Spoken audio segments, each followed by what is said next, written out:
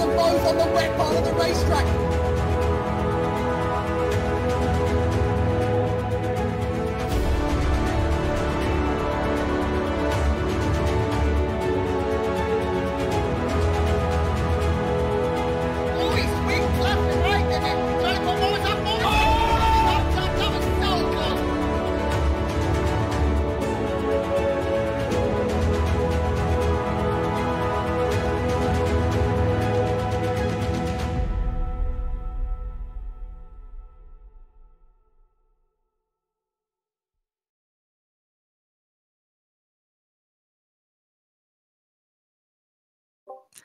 Hello and welcome to round 2 of the GPVWC Formula Challenge season in 2019.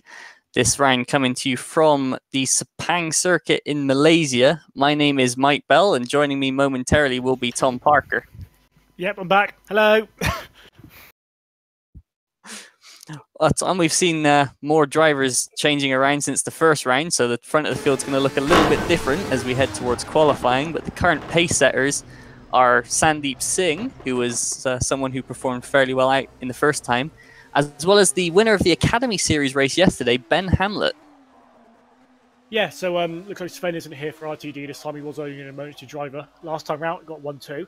So we will see a couple of different names on the podium today. Yep, Sandeep, he's always been quite a quick driver, always been there or thereabouts. So he's got the edge in practice at the moment at 43.3. But Ben Hamlet, like I said, won the Academy race yesterday, quite convincingly as well, actually. Only 5 thousandths behind. So, going to be nice and close at the front, I think. Yeah, it will be. As you touched upon, Sven de Vries was an emergency driver in for TSA Apex. He's been replaced this time round by Kieran Shanks, who is another emergency driver for TSA Apex. And he was someone looking very promising in the Academy Series race yesterday and unfortunately disconnected, which allowed Ben Hamlet to stroll to victory and get his drive in the Academy car today. So it's going to be interesting to see how they stack up against each other and against the rest of the Formula Challenge field. Yeah, I think Sven was for RTD, sorry, not TSA. It was Campfield and Greg last time for You're right, TSA. yep. Who is there? Normal drivers, but yes, Campfield not here today. So they've got, like I said, they've got Kieran Shanks in, who yesterday got pole by 0.3 of a second in the Academy Series. So not a shabby performance at all. And unfortunately disconnected for the first lap. He's mid-table, 17th at the moment, but may just be doing race laps. So we're expecting to see pole times into the 42s here today. So 44, mid-44s, I reckon, from what I've been speaking to a couple of drivers. Mid-44s, high 44s will be the race pace. And 44.7 looks pretty handy. So we will see where we go. But first, we were qualifying, all important, start with the grid. 2 races today. And the first race will be decided by qualifying, which starts very, very, very soon. And yeah, I can't call it. Like I said, Sven last time, very impressive, but he's not here. So Sandeep, Singh, Hamlet, Mikalax, only 0.3 behind. So who knows? There could be a. I can't predict this one. I can't predict it. I like that. I can't predict it. Last time out, we had Jonathan Holmes, I believe it was, starting certainly on the front row, and he's currently, or was 9th in the free practice. So who knows what's going to happen with in terms of the front of the grid. But it is going to be, for RTD, James Saunders is coming in as an emergency to replace Sven de Vries. I knew it was an emergency for something. And now the all-important race to the end of the pit lane to see who's going to get the first clear lap of the session. And I believe it's going to be Menno Klont out first. So if we could if that's possible, and we'll take you round a lap. Yep, so Menno, winner of the second race out last time in Australia. Menno always seems one of those drivers who always does seem to get there or thereabouts, and everything, bless him. But yep, going through just to start of sector 2, now we're coming to one of these corners, very, very, very tricky. In any car, let alone Formula Challenge car, quite oversteering, you've got to make sure you don't touch this curve, very, very, very difficult. And this second on, it does tighten up a lot more on the exit than you think, so you've got to make sure you really are on the edge here. And then this quick double right-hander, obviously we're taking it very easy, but this will be a high 4th gear corner once you get onto the corner laps and then going into this very, very tight, very tricky hairpin left. The way will bite you on the exit. One of the TSA Apex drivers goes up the inside. See you later. And then this not double right-hander, sorry, very long right-hander. You've got to find your Apex, kiss it just there. He's done a good job there. And then there's a very fast left-hander. Will we flat out in qualifying? May require a bit of lift in the race. And then the second, very long right-hander. Very technical track in Malaysia. It may look like all long straights, but it is very, very hard track. And just giving them some space, and they have to kiss the apex just there. And then all the way down, DRS opens. We have 2 DRS zones here on the 2 main straights. Down towards this final hairpin. Very, very important to 1 set lap up to, and 2 kiss the apex. It's a very, very wide track in Malaysia, but when it goes very wide, it's going to cut back in, and then we will be starting a hot lap with Menno. As you say, some of these corners feel like they're going on forever, as Clont going through now I guess it's the first DRS zone of the lap, maybe? Or the second, depending on how you look at it. Yeah. Turn 1, which is one of the first corners that just feels like it goes on and on and on, and then when you see you're about halfway done, you still goes on forever. Absolute killer of the left front tyre that in the race, so drivers are going to have to be careful there to make that front left last the whole time. Tyre wear is probably going to be an issue here, but it's coming up now into the end of the first sector is Menno. And he's just behind Kieran Shanks on the road. The live timing, I believe Shanks may be an edge ahead. Yes, he is. So Shanks is just coming through to the double fast right now. Down to 5th gear, or 4th gear, like I said, high 4th gear. Kieran Shanks went through pole yesterday, so he doesn't know how to drive these cars. I mean, Academy is exactly the same as Formula Challenge. It is just a step up, give you, hello, I'm here, give me a chance. And literally Kieran's taking the opportunity, TSA Racing, Apex, giving them that opportunity today. He's coming around to this firstly very long right hand, like I said, tyre wear, a huge issue here. Maybe 3 or 4 laps from the end can start when you start seeing the men from the boys in terms of tyre wear who can keep it. Kieran get full throttle through that left-hander. Now he's up to 6, back down into 3rd gear for this second long right. Important to get a really good exit here, especially when the race when you're behind someone. And obviously DRS goes on, gets some good slipstream and they take into this second corner. So to the final corner, sorry, final corner coming up now. Break at 50, just before the 50-meter board. Really, really nice apex there. You can really put a fire on, go quite wide here. Second DRS zone. Going into the first, if we were talking about like we were talking about earlier. But Kieran crosses the line and does a 43.5, so a pretty good time for your first lap. But it looked like Sandeep Singh was purple on the first 2 sectors, and indeed purple in sector 3 as well. So that's provisional pole now for Sandeep Singh, 43.3. We did see times a bit quicker, as there's Mikulak, and then Ben Hamlet, 1/1000th clear of Mikulak, taking the top 2 spots right now, with Sandeep Singh 26 thousandths away in 3rd. So you predicted it was going to be close, and well, it couldn't get much closer after the first round of lap times are coming in. No, absolutely, yes. What, a 10th and a bit separating the top 4. Pinsker looking pretty good there for looking good at closely. He's struggled a bit last time outside Melbourne, if I remember rightly, so good to see him up there in 4th. But yeah, could we see Slipstream get pole here? So obviously, I don't know if teams will. Probably would have talked about it, maybe using each other's Slipstream to try and get pole. The Pinsker, I've just noticed him hold up behind something. No, he's behind. Yeah, it's 7-1 who's. Yeah, 7-1. So I wonder if he managed to get a bit of slipstream off them. But yeah, we could see a slipstream driver sneak pole, and it has happened before, as the driver just gone on the right. But it will be interesting to see if anyone teams do use that tactic today. There seems to be 33 cars out there at the moment, so there's definitely a busy track. Oh no, sorry, only 32. Terence Grech has somehow cloned himself. But the real Terence Grech is on track, who's someone who got a bit unlucky in the qualifying last time at Melbourne. Mixed conditions, and he was the one guy on the slicks at the right time, and unfortunately encountered traffic in the final sector. So he's, but still, a good performance in the race from Grech has left him 2nd in the championship, so behind Sven de Vries is the top primary driver.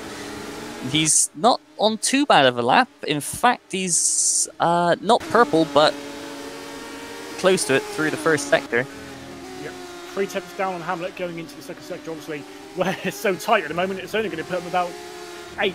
But yeah, Terence one of those drivers like Menno, really. Very consistent. So I think TSA actually quite good with the lineup there. You've got your fast and your a bit rough around the edges. Cam Finney's obviously not here today. And then you've got your Grech, who's very consistent, will be a good team leader. He's been in the league for a long time. So he's someone who you can trust to really help with the championship fight. There goes the Mr. Terence by sorely missed. Terence now coming down to No turn. Final turn, sorry Terence. And he goes into 11th 11th. That's a bit lower than I thought, given the first sector. That shows you, 6/10 off and right in between Zabinski and Saraceno. Giuseppe Saraceno, a driver. Oh, where's Jonathan Holmes? Yeah, he's done 3 laps. And he hasn't actually set a time yet. So I'm not sure if he's just made a mistake or if he's just. I'm not sure if Jono's just had some issues on his lap so far. Jono, obviously, like I said, on the front row out in Melbourne, very, very good driver, as we know. He's won his fair share of races here at GPV. So interesting to see where he goes. But Hamilton also onto a lap now. So Hamilton also a very good driver in practice. See if we can go on board. Bit of a line now. He was one that was actually missing in Melbourne, and his teammate Dawid Krupa looked a bit live up to his expectations. So both Mouse Ones are going to be on the warpath here today. And unfortunately for Krupa, he's got a back of the grid penalty to serve, but as it stands, he's up in 6th. So yeah, absolutely. And I was speaking to some driver earlier, and he threw Mouse One were something to account for. So it will be interesting to see how they do here. He's just gone through the first sector, and he's actually up on Hamlet through this first sector. He's coming to a bit of traffic, and Dirty Air will play a part here, so he needs to be careful. Trying back onto it. Good through the first with the S's. Second S is very good, really burning those tyres up, trying to get through. The S kept it flat, which is very impressive. Onto his double right, and I think he's just about out of the Dirty Air range, so good. Yeah, with a good couple of corners. Oh, Van Putten ahead of him runs a bit wide, but with any luck, he might be able to stay out of the Dirty Air and then catch them just before the straight. I think Van Putten's going to pull off to the side here, as he is.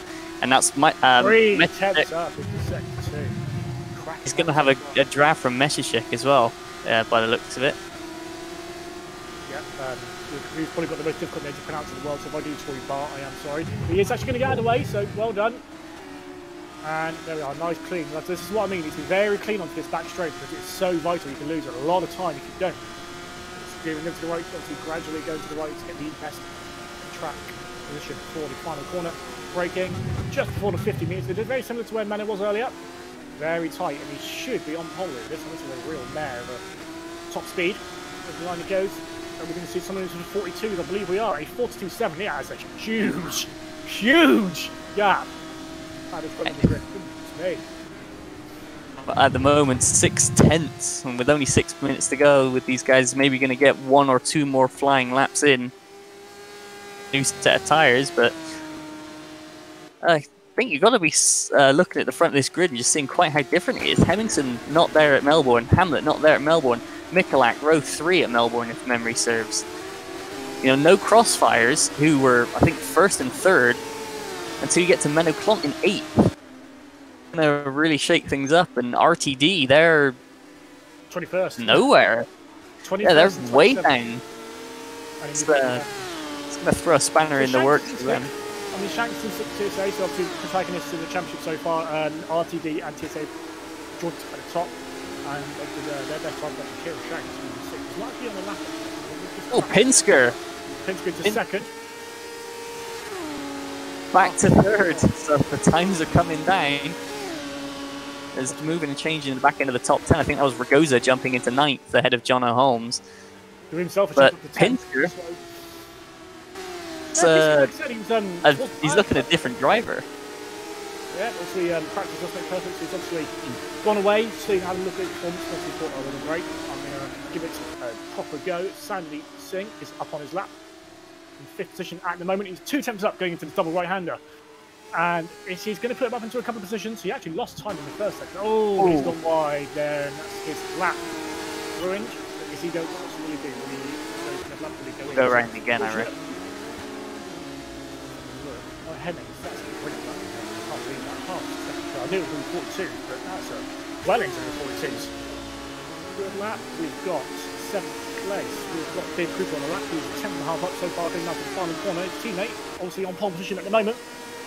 Can he up himself into the top 5 potentially? And that's very good. You see, he's got a rear end really kicking out quite nicely.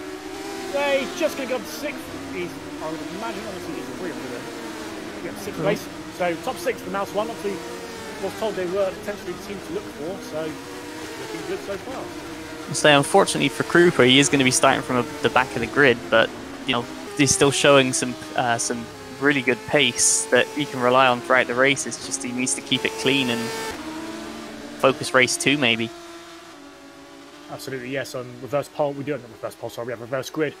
I fail which number it's up to, but if he can get up into that, I think it's top 15, is it? Top 10 to 15 random draw. Yeah, so 10 15, if he can get up to the top 15, which obviously with that pace, if he keeps it calm, it looks like he will get up there. Like I said, it could very well be with a shout of reverse, a good reverse position. As who have we got anyone on points at the moment? De Los Rios in 11th he's on a improvement for himself, and if he can just get this run to the line, he's going to improve. Miguel De Los Rios up to 8th, so that's good for KC Racing. That's 2 cars in the top 8 with Singh in 5th and De Los Rios in 8th. Yeah, Greg has just turned up to 7th as well, so both TSA Racing Apex drivers into the top 10 as well. So early signs of some competitive championships out here, which we like. We don't like a runaway championship. As much as Sven would probably love to go the whole season and win it, he unfortunately can't. I believe he's primary in Super Cup this year. So as much as it was nice seeing Sven absolutely tear a field apart, it was really good. Zabinski up to 7th. That's for PLS Racing Team. That's a car that we not used to seeing up at the front. So that's a good lap coming in from Zabinski. I'm wondering, has Henderson run out of fuel? Because he is very, very, very, very slowly going towards the yeah, he's stalled, or the car's cut out, so I think he's just trying to roll it back to get within the pit lane so he can get out and do another run. But honestly, I don't see that lap time getting beat. Maybe a sector gets beat, but not all 3 together. Yeah, sector 3 did look very impressive. He was so much on it. Well, he gained half a second in front. 3 seconds a second, so very impressive. His second sector is just as impressive. If anything, his first sector is still got some time to be gained, but beating that. So, off the top. He's always there, not quite. I think he's just going to fall short, but like I said, hard to be seen that time be beaten. We've got people on lap Sandeep Singh. Onto a lap now. He had a good entrance onto his lap. He's actually already up into going to the first corner. And he did lose some time into the first sector last time. He was 0.015 down, but he obviously before he went off, going out of that double right, he was 2 seconds up. So what can he do going into sector 2 now? He is in sector 1. He is going to match his time pretty much. Yet he's 6 thousandths down on his own time going into sector 1. Menno's purple. Oh, Menno clumped up the road from Sandeep in the first sector. Clump goes purple. Not by much, but that might be by enough, as if he can stitch together a good middle sector. He goes now through, I think that is 7 and 8. Yep, yeah, very tight. Yeah, he took it a bit too tight. But he's still up on his time, so we will see what he can do. Maybe the nerves getting to him, obviously. It's very hard when you see your purple in the first sector. You do get a bit scared, go, oh my god! But yeah, he's still up on his time. He's still half a tenth up on his own time. And 3.5 down on Henningsen. So potentially not out of reach of that, I'm afraid. But still within a shot of second place on the grid. He's currently in 11th, but he's only 4 tenths off. So yeah, so to be reminded, yeah, he did have track limits, so we'll just lap count. I know they've got different rules on it this year, but I think we've got to lose about half a second. I definitely lost half a second there, but see what Menno does as he goes into the final corner of the lap. He is still up on his time. Ooh, a bit wide there, but like I said, it's a very wide track, so you can use this to gain a bit of extra speed coming out of the final corner.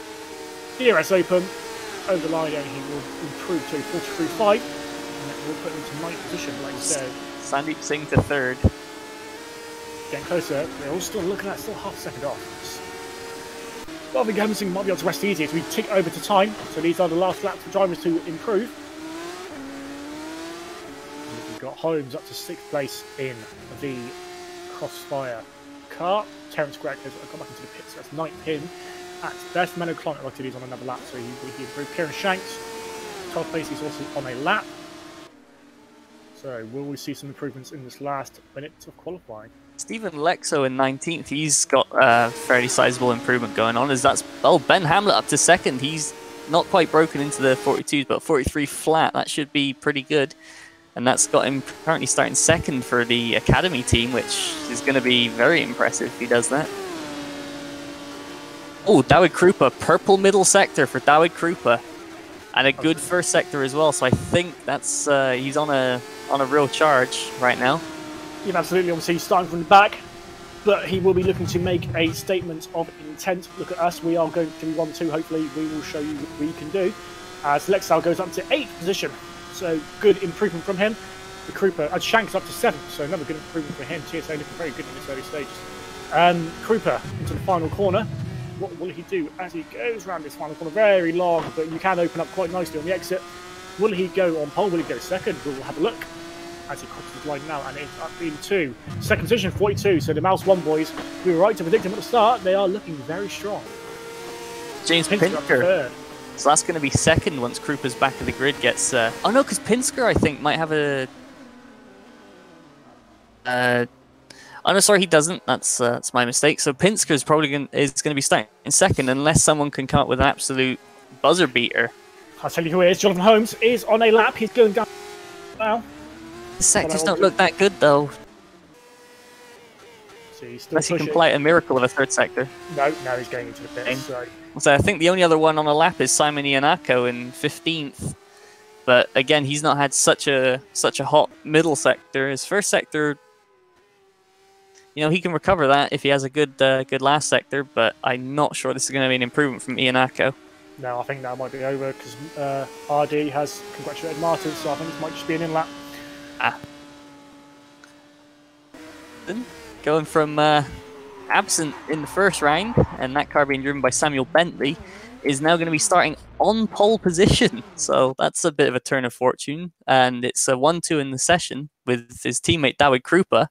Sadly, though, Krupa is going to have to be starting down the back of the grid for a violation of some kind in at Melbourne.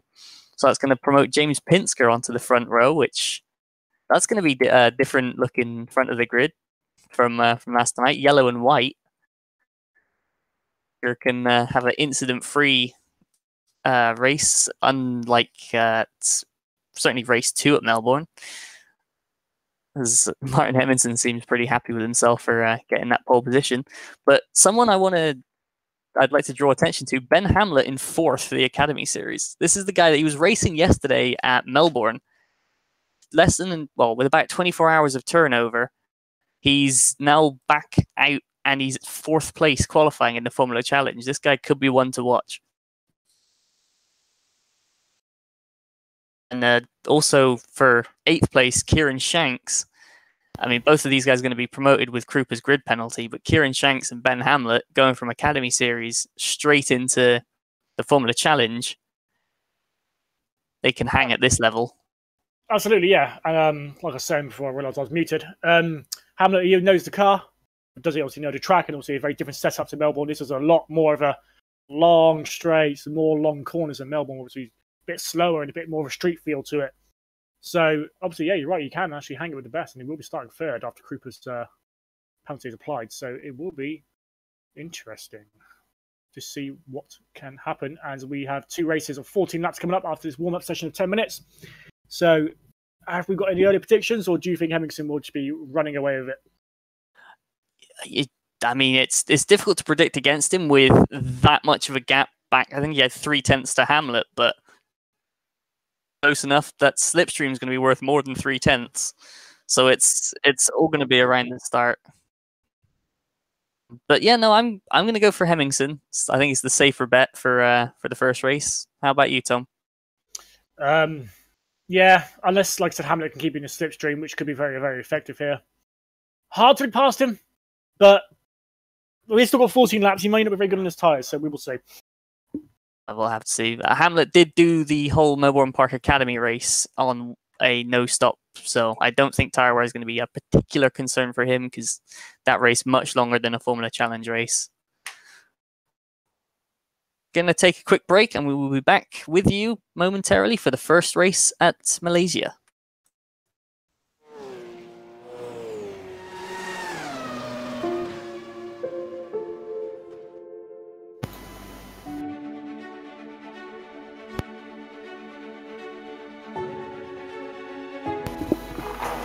I've just done it, yeah. That's the best I can.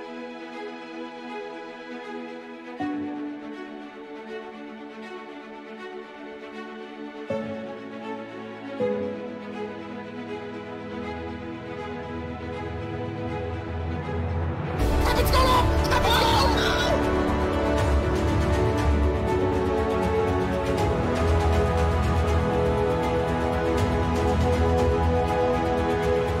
Animal rolling! Who's completing it? He's going to past them both on the wet part of the racetrack.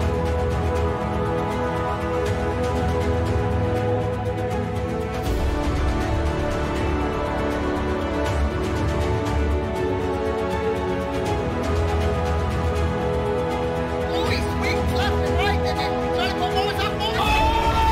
That was so close.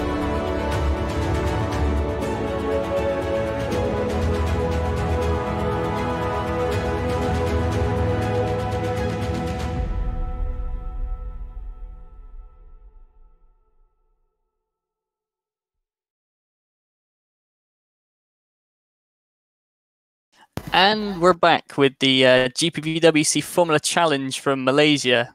Again, my name's Mike Bell. With me again is Tom Parker. And Tom, that was a qualifying session to remember for Martin Hemmingson and Mouse 1, wasn't it? Absolutely, yeah. 1-2. Pretty dominant 1-2 as well. They were a couple of turns clear of the rest of the field. Obviously, unfortunately, David Krupa wanted to serve a back of the grid for this round, so we do actually have a Mouse 1 sandwich. But yeah, Hemmingson's looking really, really quick. I mean, coming out of nowhere as well. Mouse 1 weren't really anywhere in Melbourne, so good to see a new face at the very head of the grid, and Ben Hamlet as well, after a cracking race yesterday in Academy, to be on set on the front row of the grid after penalties were applied. Looking really, really good. Yeah, for sure. And I mean, then you've got Sandeep Singh, who someone maybe got a bit unlucky in the first race, but scored some points, decent points in the second race at Melbourne. But then back, I believe he's going to be starting maybe 5th. I'm not sure how the grid penalties and what lap times people are going to take are going to work out exactly. We'll find that out at the start, just before the start of the race. But Kasper Mikulak, that guy's got to be a sleeper pick for, certainly a podium. Because this guy, he just stuck the car out of nowhere in P5 or 6 at Melbourne, and then was just with a really solid race up into 4th. Unfortunately for him, race 2 didn't exactly go to plan, but with the mix-up at the front of the grid, I think Mikulak's someone who's going to stand a real chance of scoring a podium, if not competing for the win. Absolutely. I think there's about 4 or 5 drivers you really could argue who could be in that 2nd and 3rd spot, maybe not add a win. I mean, so maybe you might struggle to see Mikulak just a bit too far back to challenge Hemmingson. But absolutely, 2nd, 3rd, 4th, 5th, 6th. I wouldn't want to know whose in order that is, because it's pretty close, and you never know. There might be a driver who's had a really bad qualifying. I think John Holmes, pretty poor qualifying by his standards. He could very well be very quick in the race. So I wouldn't want to bet on that podium, because it could be any one of about 4 or 5 drivers in every position. No, for sure. It's obviously going to be tough. Like you saw David Krupa, he qualified 2nd here, but back at Melbourne, he qualified, I want to say 15th, and he just was unable to make progress. And Krupa's a guy that was certainly in the Academy and Formula Challenge rounds at the end of last season was carving through the grid. So that just says how tough it is to make progress here. So I think the good grid slot far more, especially if, this is Malaysia. Yeah, absolutely. I think it's a bit easier to overtake here than Melbourne, for a bit more treat circuit. Very, very hard to find too long aided. So we will be seeing overtaking plenty here. Obviously, the gears themselves are actually fixed, but you can change how long they are overall. So just to see which way people have gone with that. But I can't wait. I wonder if we're seeing any pit stops today. Like you mentioned before, tyre wear can be a bit of an issue here. Maybe 3 to 4 laps from the end, we could be seeing some people struggling on that front left. So those right-handers, especially those ones in sector 2 and 3, will really, really put some people at a disadvantage, especially if you're going back onto the final corners. Sorry, and they're struggling for that grip. You just get drafted past and away you go. But yep, still got 3.5 minutes left. So if we can have a quick round out of the championship, let's do that, shall we? What have we got? Let's go for it. I was saying, leading after round 1 was the super sub Sven de Vries, who's here today, but you can catch him on Tuesday, I believe, in the Super Cup is where he's supposed to be racing, and then probably again in the Super League and Super League Lights as a reserve at points through the season. But the highest placed driver who's here today, Terence Grech, came away from Melbourne with a 2nd and a 3rd, so got every step of the podium except for the top one. Will that change today?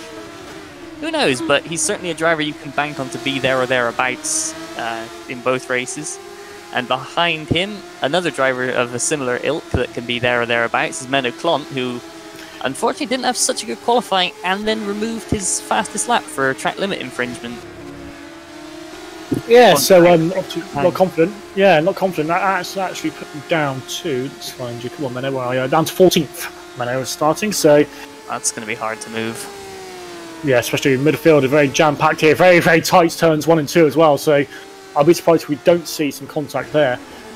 But, I mean, going down, Miguel Villarreal is in 4th, and he's also here today. And then Adrian Cantfield, 5th, who's not here today. He's replaced by Shanks in that TSA Racing Apex car. So 2 of the top 5 not here today. So gives everyone else behind a good chance to make some noise, as it were. Jonathan Holmes, 6th. He'll be expecting to do a bit better than that. 23rd, had a bit of retirement in race 2 last time out. Sandeep Singh as well, another driver who's very quick, but seemed to struggle last time out, especially in race 1, 15th place. So see him on the move. And then going down to the teams, a bit tighter on the teams, I think. Just a bit. Absolutely. So RTD and TSA Racing Apex, did I say? Sorry. Joint on 54 points. Obviously, RTD were helped by Sven having a really, really good race, 2 races outside last time, and he was not here.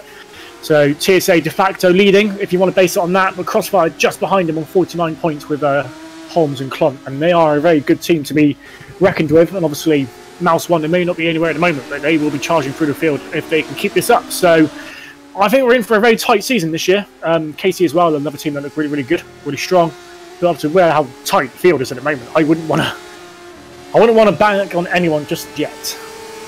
No chance you can make that pick, because I mean, let's go back to Melbourne race 2 for a second. You know, with Jonathan Holmes disconnecting tragically on the 3rd to last corner of the final lap, that would have made the difference between Crossfire leading the championship at this point versus them being 3rd. So anything can happen in sim racing. There, disconnects are the technical or engine failures, if you will, of sim racing, and they happen far too often, which is disappointing. But it's just a fact. Nothing can work perfect 100% of the time. But it's going to be the driver who puts in probably the nearest to perfect season that's going to take the crown. As you saw last year, the battle between Chris Butcher and Chris Shepherd, neither of those guys managed to put in a perfect season by getting caught up in all across the year. So a good start to the season will set you up really well.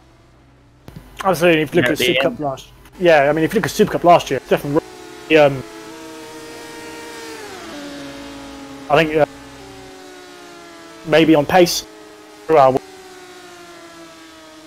Second. Because always, and he did come away with the crown in the end, didn't he? Consistency, especially in these lower leagues, is vital. Obviously, where we do have stock cars, so they are all the same. There is no one has an advantage. No, the paint doesn't make anyone quicker. It is just all for visual effects. So, yeah, it's very, very important to be consistent, especially for the Challenge and Super Cup. And obviously, like you said, points mean prizes at the end of the day. You'd rather be first, and you'd rather be 3rd and 4th than 1st and retiring. So, who can keep it consistent? But always, like I said, early season, early doors. I'm not sure, but yeah, Sandy Singer's made a good point. Says there's going to be rain. Was in the air tonight, but it looks like it's hold off, at least for the first qualifying and the warm up. So potentially in the first race, we may see it come down, which really would makes things a bit spicier. But yeah, warm up's finished, and we're about to go through to the race. We are, and I think Tom was cutting out just a sec there, but he was mentioning the Super Cup Championship battle last year between Raw and Mlinek, who were really the class of the field, and both of those guys showing just how good they are by getting both of them up into the top. I think they got both in the top 8 in the Super League round last time out, but here we go, moving towards the race session. Drivers wishing each other best of luck and to be careful on the first lap, as the R Factor man says his spiel. So we're going to have Martin Hemmingson. He's going to be lining up on pole position for Mouse 1. First round, let's see what he can do to put his stamp on this championship.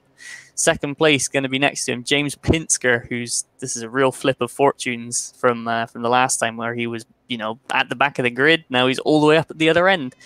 Ben Hamlet starting 3rd. Good to see an Academy car up there. We saw just how quick he could be and just how good on his tires he could be yesterday out in the Academy series. So if he can replicate that, that's going to be impressive. Sandeep Singh, probably I think you could consider the driver with the best championship position and grid start, as he's up in 4th. So That's going to be good, looking good for Sandeep to see if he can bag some big points for KC. Just ahead of row 3 again for Kasper Mikulak. ZZW, they're going to be looking forwards. 6th place, Jonathan Holmes. So after everything's worked out, Jono starts on the 3rd row for Crossfire. So that's going to keep them happy. Just behind him, we're going to have the replacement for Adrian Campbell. It's going to be Kieran Shanks. After being cruelly denied in the Academy race yesterday, let's see what he can do, starting from the 4th row. Alongside Stephen Lexo, who had a bit of a poor qualifying in Melbourne, but then came through in both races to take some decent points. So he's going to be starting in P8. See what he can do from there for Razor. Just ahead of Mateusz Zabinski, who was solidly midfield out last time. He's moved up into the top 10, so that's good progress for the pole. And the man who, I guess you could call him the provisional championship leader at this point, what with Sven being out, Terence Grech. So he's got a bit of a way to climb, but set up nicely for race 2 if he just holds where he is, but moving forward. Behind him, Miguel de los Rios, another driver who did really well the first time out. He's got solid qualifying that he can really build upon to score some big points here. Just behind him is George Whitehouse, who, you know, we've had to flying objects that he might knock into as after jumping the advertising boarding at Melbourne. So hopefully he can stay 4 wheels on the ground, and he's quick enough. He should be able to pick up some decent points, starting in 12th for Calamity. And behind him, Simon Iannacco. That's a good qualifying for the Italian. He's going to be starting 13th, just ahead of the 2nd Crossfire driver, Menno Klont. So Menno just about starting up inside the points. Ahead of Giuseppe Saracino, who was in the Academy car last time out, the reserve for Santon Motorsports. He scored, I believe he got up into the top 10 for a while in the first round, so starting 15th, see what he can do for the green team. Alexander Ragoza, who was really fast at Melbourne and just unfortunately got caught up in some incidents. And then behind him, Francesco Morante, rounding out row 9. And James Saunders, another Academy graduate, subbing in at RTD. It's Faros, rounding out the top 20 in the 2nd Stanton car. Gerrit de Vries in the 2nd Calamity is 21st, ahead of Arjan van Putten. Hayden Rhodes, 23rd for Mad Otter, ahead of Sem Wong. And then Tony Janssen rounding out the top 25 for Fair Racing Team. Philip Koenig starting from the pit lane, possibly a break apart Ferme there in the 2nd RTD, ahead of Rodrigo Carvalho for the 2nd Academy. Yannick Maleka for the Razor, ahead of Frank Hamming, and rounding out the grid, Bartlemy Mashishik, Paul Holt, and the back of the grid penalty serving Dawid Krupa. So keep an eye out for him in the second half of race 1. As now all the drivers lined up. Back towards the front of the grid for Martin Hemmingson. We're going to be looking for the lights as they're going to be coming on any second now once the final drivers have got into place. As here they are, 1 light, 2, 3. Up they go, and away goes Martin Hemmingson. It's a good launch. Pinsker's had a good start from 2nd though, and they've both got clear of Ben Hamlet, who's having to come over heavy to the defence against Sandeep Choda. Several drivers kicking up dust from the inside, but Hemmingson's going to reach the first corner first, ahead of Pinsker, who's run wide. Hamlet's snuck up the inside. Brilliant move for the Academy cars. They're all going in behind. Seems to be a clean start thus far by everyone, as they're going 3 and 4 wide in the back of the pack. That's the start he needed. He's gotten into the lead. Ben Hamlet has managed to dispose of Pinsker into 2nd. Now he's just got to be trying to keep on the back of Martin Hemmingson and hope for a late race game while they try and gap Pinsker, who's got Sandeep Singh and Jonathan Holmes all over the back of him. But look at this battle for 7th. There's 1, 2, 3, 4, 5, 6, 7 cars all on top of each other behind Zabinski. As someone's run wide, that's Delos Rios. George Whitehouse going inside, and Iannacco trying to slot up the middle. It's like a reverse Ricardo Zonta into 12. Behind, the Santon cars are up in the action as well. It's all to play for in this midfield, as that's a move. George Whitehouse looking at Terence Grech for P10. She's not made it work, but I must admit, well done to all the drivers. First lap so far, don't want to jinx it, but looking really, really clean. First corners, especially after last night at Melbourne, like you said. So well done to all 32 drivers for getting through safely. As Hemmingson, look, he seems to be gapping him, but Hamlet is just about in the slipstream, so the race isn't over yet. had an incident in the second to last corner. Oh. It was 3 wide, and Saunders and De Los Rios came together. Unfortunately, he's collected several cars, including Rodrigo Carvalho, who just flipped in trouble at Sem-Wong, and Dahui Krupp has not managed to stay out of trouble on this first lap. He's going to have a mountain to climb to even get to the reverse grid contention now. As they come down to start the second lap, and it's Kieran Shanks. He's in 8th, looking for 7th on Ziobinski into turn 1. Shanks goes in, he goes in deep, but gets the block in against Ziobinski, and it's Kieran Shanks off the place. His next target is going to be Mikulak, who's right on the back of Jonathan Holmes and not looking like he's falling back. So Mikulak, again, sleeper pick for the podium. Looks like it could be a decent race for the PZZW driver. Yeah, looking strong so far. Just had a quick look at that incident. It looks like De Los Rios tried to get the inside of Saunders going to the second to last corner, just cut across him, and unfortunately has put him back, and it did actually affect Saraceno as well, down back into 24th, obviously, like I said. And Krupa's actually into the pits, so it doesn't look like he'll be making as much gain as he was hoping. Mouse one car, unfortunately, back into the 20th. Conic, obviously, above on the back of the grid. Up to 28th, looking to overtake Garrett DeVries for 27th. So, good start for the man, for the RTD, holding their hopes for the moment for some points. But yeah, looking like it's still within a second of him, Ben Hamlet of Hemmington, so it's made a bit of a gap back to 3rd place. So, looking pretty good for these two up front. Looks like they're sprinting away. James Pinsker's got himself a nice bit of real estate in 3rd, but a slipstream, and he's going to have a tough ask to make that gap back up. But Hamlet is just hanging on by his fingertips to that slipstream from Martin Hemmingson. And the DRS not quite, it's not going to be active yet, so Hamlet can't use that to close back in on the straight. So I think if Hemmingson manages to get the gap to over a second by the end of the next lap, then I think he may have the race certainly in his court, if not in his bag. Because without DRS, I don't see how anyone's going to be able to catch him on the straights if he's this quick. Yes, absolutely. 0.2 of a second improvement from him over Hamlet for that lap. So, like I said, all Hamilton needs to do is just get ahead on that DRS line, especially that first one. Because if he can get it into over on the first one, there's no chance for him to be catching him up on the straight, apart from the slipstream effect. So, interesting is Pinsker looks like he's made a bit of a mistake in one of the corners, because Singer's right back up his backside. Yeah, Sandy closing the gap on P3, James Pinsker. All going crazy off the start, and now it seems it's the calm before it's the eye of the storm at the moment. It seems as everyone's kind of equidistant apart. I think the closest battle is probably Arjen van Putten versus Frank Hamming all the way back to 20th, as they're right on the gearbox of each other. Absolutely, but now obviously waiting for this, like I said, eye of the storm coming as soon as we hit that, because that's when the DRS will start to come into effect, and that's when we will see overtakes left, right and centre going into that final corner, especially this 5th, 6th, 7th gaggle. Yeah, for sure, because Shanks is going to have the slipstream on the DRS-assisted Kasper Mikulak. So they're going to close right up to the back of Jonathan Holmes, unless Holmes can latch to the back of Sandy. No, just missed it. It's about 1.02 off going over the DRS line. So what they need to do now, what Mikulak will need to do is he needs to set it up for the first corner. So obviously he will get DRS again. So what he needs to do is just set up for this corner and then try and make a move.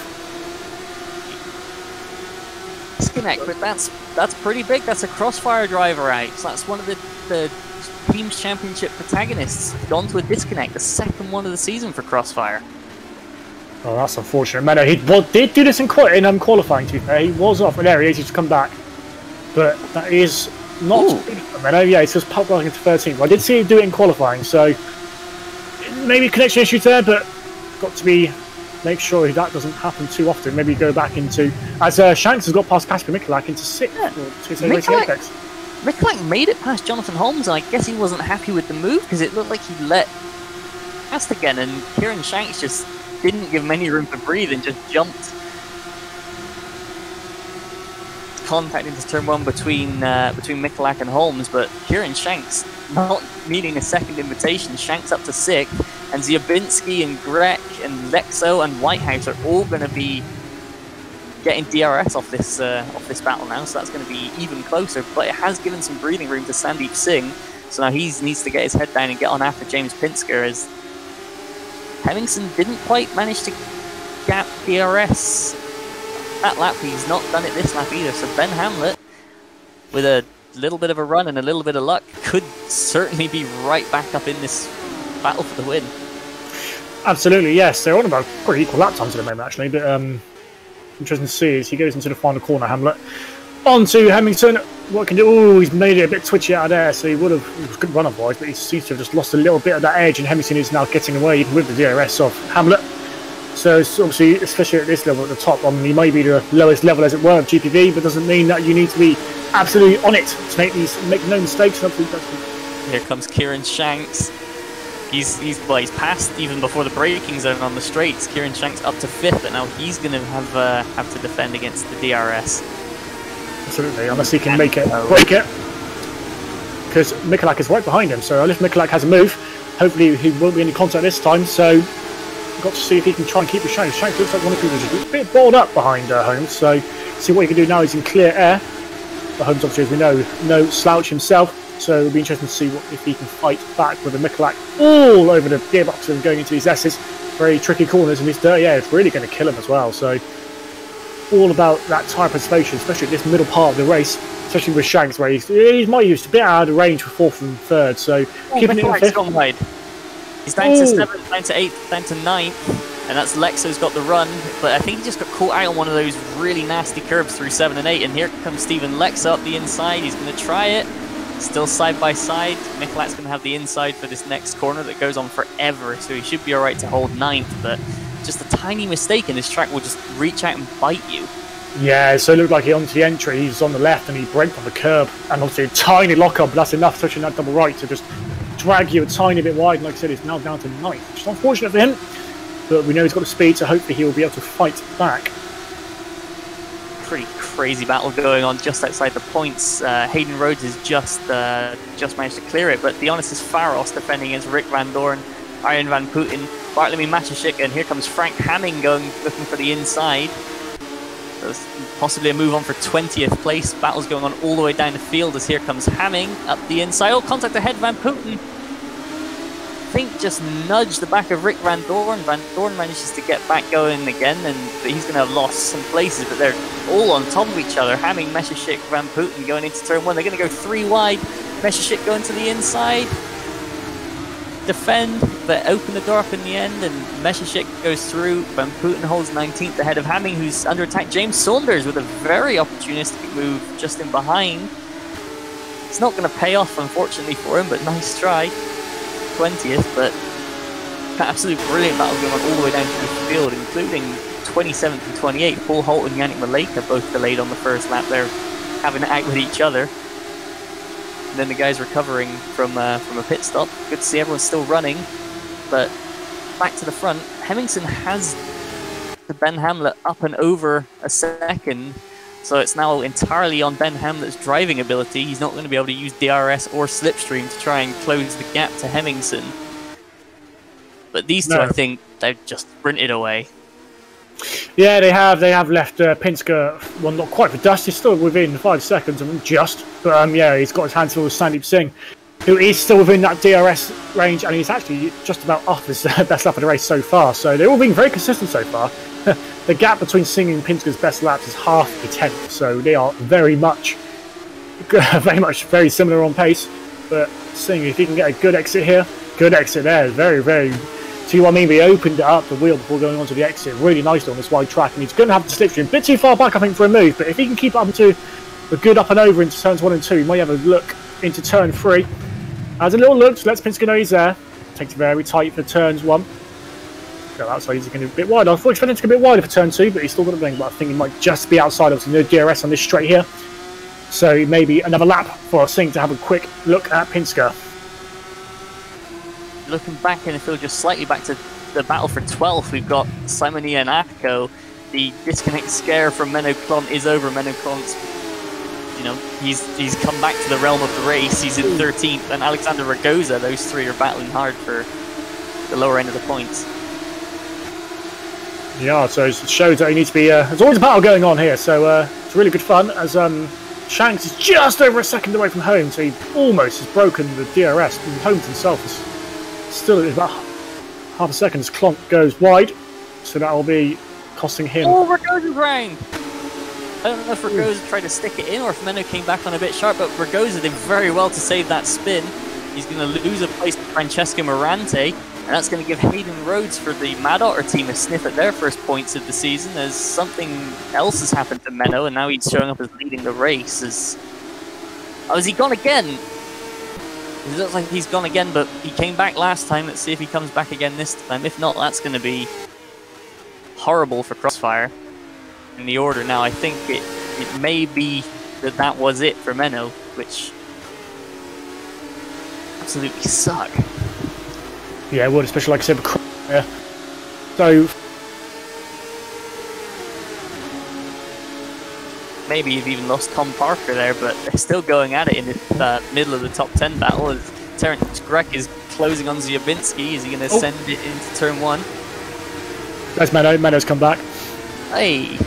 Survived by the sounds of it. Hooray! I don't know what's going on there, Mike. Bit of issues, but yeah, Menno's back. So, happy days for Menno. Hemmingson, yep, over a second away now. And Singh's still within a second of Pinsker, but Shanks has broken that 1 second gap to Holmes. So, his 5th place looking a little more secure now. It does now. Can he hunt down Sandeep Singh? There's still half the race to go, and 2.5 seconds might be possible, especially if Sandeep and James Pinsker get into a bit of a. But I say at the moment, the best battles it looks like are going on just outside of the points. As Meshishek makes up another place against Dionysus Pharos in the first turn. But then Van Putten and Frank Hamming are still glued together, battling for 19th and 20th. And likewise, just behind with Tony Jansen and the recovering Rick Van Doren, who saw him off the track earlier. Sergio Saraceno, this battle pack is pretty awesome to watch. Yeah, and that's what I mean. There's always a battle going on somewhere. You're never going to be bored. So it's really, really good. Really, really good fun, and hopefully people will be looking at this and thinking, how can I get involved? Go to gpvwc.com, sign up. We also have our Discord, which will be linked on the forum, so you can have a quick look as Singh right on the gearbox now of Pinsker. Oh, what a slide, getting right through to finals. Oh, it's Pinsker's had a lag! Pinsker's lagged. Oh, it's a bit of a game slowdown, unfortunately. Singh had absolutely nowhere to go. That's unfortunate, but it's one of the things. It's been happening a lot. The RFX 2 they're even looking into it at this point. But that's James Pinsker sent around. He's arguably lucky to come back in 5th instead of being sent to the moon like Chris Butcher was in the Super League Lights round a week ago. But Pinsker down to 5th. Kieran Shanks profits up to 4th.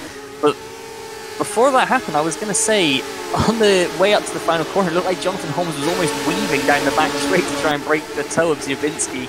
And it was like a snake going down the back straight because Ziobinski was following Holmes, Grech was following Ziobinski, Mikulak was following them both, same with Lexo. It's kind of the reminds me of when, was it Hamilton doing it a few years ago in F1, wasn't he? He was trying to break, I can't remember who it was at the time. Or someone was trying to, as Grech goes a bit wide coming out of the S's, and Mikulak's going to have a look at the inside, done double right. If he can hold that, that's impressive. Always side by side, that's good. Fair driving against, a bit of a tap, but Mikulak just can't get the move done. Grech, great save. Gives Lexal the chance to go up the inside, and great stuff. Mikulak can try and attack him back. Really impressive he can, but just holds it. So good opportunistic move there from Lexal up to 9th. Seems to be his thing in this race, Stephen Lexo. Is he just quietly going about his business and letting other people make mistakes in front of him and just pouncing on him as Terence Grech ran a little bit too wide there, and that's Lexo right on the back. And Mikulak going for the inside. 3 overlap as Lexo has to take to the outside of Grech, and they're side by side down the straight. I think Mikulak's, I don't know, they both got DRS, but Mikulak doesn't have a slipstream. So it's going to be interesting to see if Lexo can hold this into the final turn. And up the inside he goes, late on the brakes. Back underneath goes Mikulak. George Whitehouse is sat there rubbing his hands together with glee as they come down towards turn 1, because Whitehouse in the grey car in 11th, he's going to be, he sees points on the plate there, and he'll go into the inside. Lexo goes very defensive. Very, very beautiful. Position, unless Whitehouse can go all the way around the outside. No, Whitehouse tucks back in, so great battling. And these guys are for the beginning of a reverse grid position, so 10th place is that all-important position where you're guaranteed to get a better race 2 grid slot than race 1 finish.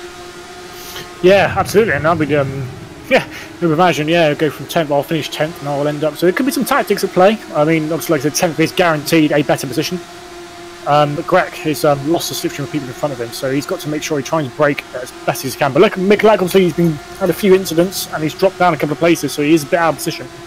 But what can he do? Is Greg seems to be struggling with his tyres. He's missing apexes a little bit more. It's all Mick very wide there. 4 in a row went off. 5 in a row went off in that final turn. I think there was a bit of lag involved, but yeah, it just seems to be a bit of lag running around somewhere. But Whitehouse right on the back of Lexau and Mick now. He seems to have lost Greg a little bit, just inside, the second for DRS. If Greg can have a good couple of corners here, he should be alright.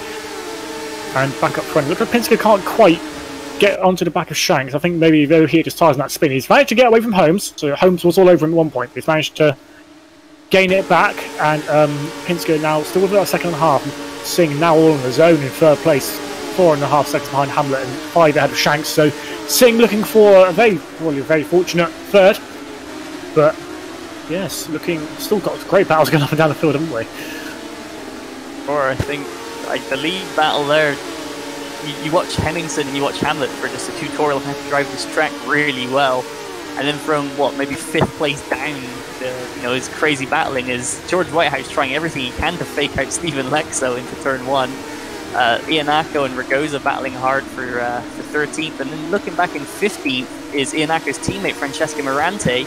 He's having to hold off the Mad Otter car of Hayden Rhodes, and I know all the Mad Otter team, both drivers and team owner, they were really disappointed to come out of Melbourne with no points on the board. So Hayden Rhodes is really going to be desperate to snag that P15 if he can pull it off by the end of the race, because I don't think he's going to be under pressure from behind, as Faros has retaken 17th place, as Meshishik has dropped back down, and Saraceno making a move, so the other green car making places, but I don't think these guys are going to be able to catch back up to the battle for the points. So that's purely for pride and grid position for the next race for these guys. But Rhodes, he sounded hungry after just to try and get some points on the board. I think they're annoyed with being sat on 0, considering both drivers were running okay in the first round, like both up into the points on various occasions, but just didn't work out for them. Maybe this time, second time's the charm. Absolutely, and sometimes you do just need a little bit of luck in these sort of things. As it's all sort of Constantino at the front, really. It's all a bit samey. Seems to be a bit of a consistent. I think the closest battle is Zawinski's in the DRS of Holmes, but he's still a good half second behind. So P10, Whitehouse and Lexo. Whitehouse tried to go on the outside, it looks like, but he's going to get the run through the final turn, and Lexo's going to have to be on the defense again. But these guys battling so hard, Menno Klont's caught them, so Klont might be looking at this and seeing a P10 on the horizon. As Whitehouse going to the outside of Lexo, he's gone completely ahead even before the braking zone. So that's a good place made for Whitehouse, and Lexo's got to now get back on the attack as best he can before the multicolored crossfire behind just gobbles him up. Yeah, Wiles quite clever there. He's delayed his throttle input onto the battle going onto the straight here. He's cost Lexo a bit of momentum. He's actually going to be able to potentially defend the position here as he does. He does good up the inside. He's going to have the inside for this corner here. Menno all over that though. Look at that. He's going to be trying up the inside. It's a bit of a brave move if he makes it. So he makes sure Lexo. Brave from both of them if they both hold it through. Lexo got a bit slidey, but managed to hold it. I think Menno might have given it a very, very, very small lag tap, but they all come through cleanly. But yeah, great move there from Whitehouse to just very clever driving from the young Englishman. And now he's got to see without DRS, can he hold them back? So Greg's actually caught up to Zawinski, so Greg somewhere suddenly from 8th place suddenly he's found some pace, and he's really harrying these guys to 7th and 6th place. So TSA Racing Apex 4th from 8th in a moment, doing a great job. That they are. They're doing, I believe they're currently running in, they're still scoring more points for the race win, but of all of the teams that are towards the front of the championship, they are the best placed. As Whitehouse now, it's a 5-car train. It's Whitehouse, it's Lexo, it's Klont, it's Iannaco, and it's Alexander Ragosa. So that's 10th to 14th, basically the entire reverse grid battle. As Lexo goes to, he's trying to pull the same move Whitehouse did on him. Goes to the outside on the final corner, goes for the run onto the start straight. Now he's going to have the DRS and the slipstream. Whitehouse going very defensive. He's almost touching the pit wall down in towards turn 1, but Lexo doesn't seem to have the straight line speed that Whitehouse had. doesn't manage to make it past before turn 1, but just hanging on around the outside, and it's not going to work. Oh, as Ragoza's round. Oh, Ragoza's round and Menno's off. I'm wondering if that was a lag incident. Let's have a look. Let's have a little look myself. Menno lagged. Oh, Menno lagged out by himself, and Ragoza got tapped around. I believe that was by Ianako. Yeah, he was. Yeah, Ianako. That's unfortunate there. Ran out. He's fine. He's disconnected from this race. That's going to be heartbreaking for Klon after 2 near misses for the disconnect. It's actually our third retirement as well. Indeed. As we're looking back up towards the front, Terence Grech. Oh, this battle, I think James Pinsker's tyres might have died because Holmes is now right on his rear end, and Ziobinski, Grech, not really Mikulak. Mikulak's falling off these guys a little bit, but certainly these 4 are all closing up because they're going to come round to start the last lap of the race in a few corners' time. But this battle for 5th, if Pinsker can hold it, it's going to be impressive because he's going to be under some serious pressure any moment now from Holmes. Ziobinski not quite close enough yet, but Grech is certainly, well, he's closing up. He's got DRS, got the slipstream, and a hairpin coming up with a big braking zone. Grech to the inside. Elects to brake early. So I think I don't know what. So I was thinking he was going to do it, but I think he's done it a bit too well, if you know what I mean. I think he's braked a bit too early, and I think he's just lost all the momentum he had. Unless he's waiting for this final, doing it again on this lap. But I think opportunity missed there potentially. He could have gone a bit wider into the corner to get it done, but just ahead of him, Holmes is really harrying Pinsker on this final lap. They're still all chopping and changing down just outside the points as well, as Frank Hamming now takes over that 17th place, but with the disconnect of Klont and the small issue with Ragoza, that's put Hayden Rhodes up into the points for the Madar team, so they're going to be thrilled with that. And he's right on the back. Right on the back of Morante as well, so he's definitely working for more. They've been close for about 5 laps now as Hayden Rhodes, ooh, almost a little touch of the gearbox under braking there. So I think it's clear Hayden Rhodes is more confident on the brakes than Morante, but whether he can use that in that final corner with DRS, which maybe, as you said, was what Grech was saving for. But now Ziobinski's got a poor run. Grech, he's looking one way, he's looking the other way. I think he's just trying to dummy Ziobinski into a mistake at this point rather than actually pass him. He's trying to save it for the DRS zone. Yeah, it looks like that's what he's doing. I think he can go much quicker. He could have made it ahead, but I think, like you said, he's just waiting for the DRS. Ziobinski's tyres are absolutely gone. They just look, it's all over the place, bless him. But ooh!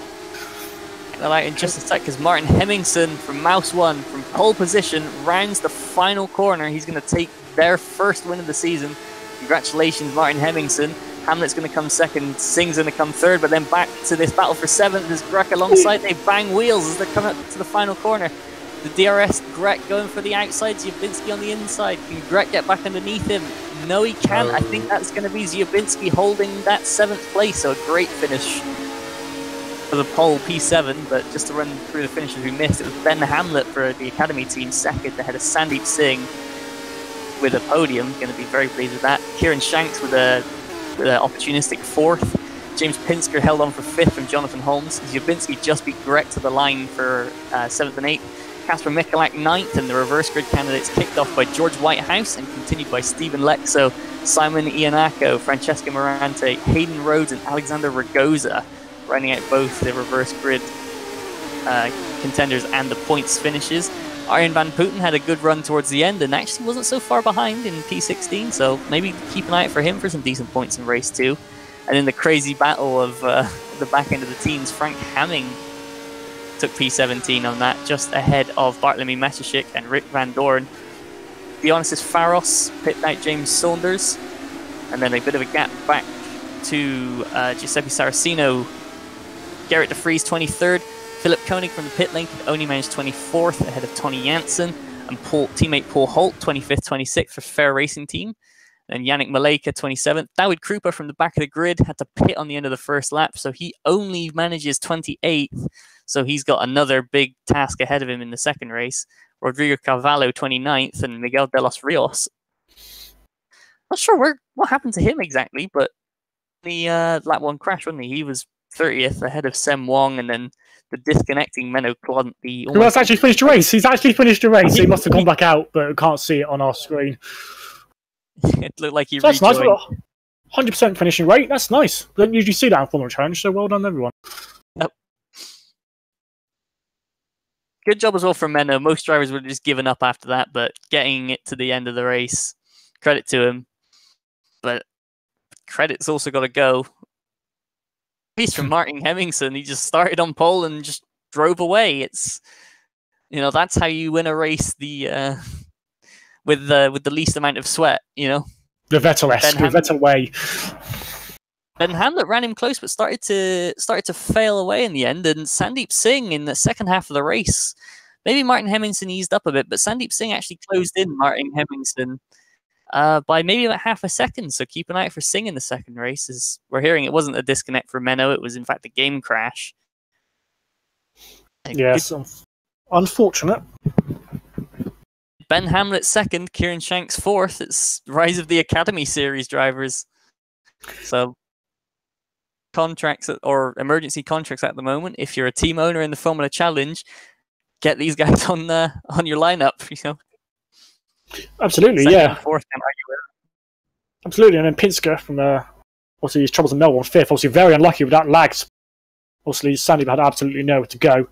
So very, very unlucky for Pinsker. Was looking good for a podium there. I mean, maybe Sandy could have got him at the end because obviously Pinsker's tyres really did start to go off in the end. But really, really good for the Go team driver. But yeah, I wouldn't be able to. Wouldn't have predicted that podium at the start. How much of that with Pinsker do you reckon could have been damage? Because it did seem like it was more front tyres and it would have been more rear end damage. But I guess everything has a balance. Yeah, so these cars, like I said, you want to have a bit of an oversteery car of these, especially around here, where you want to try and get this, get these cars into these long flowing corners, nice and pointy. So it could have been, the rear damage could have been a bit less traction going in out of these slow corners like turns 1 and 2. So it could have been, and obviously he did spin around quite, was good old 180. So yeah, that could potentially have been a factor, but obviously it's very, very unfortunate. Pinsker going to reset his game for race 2.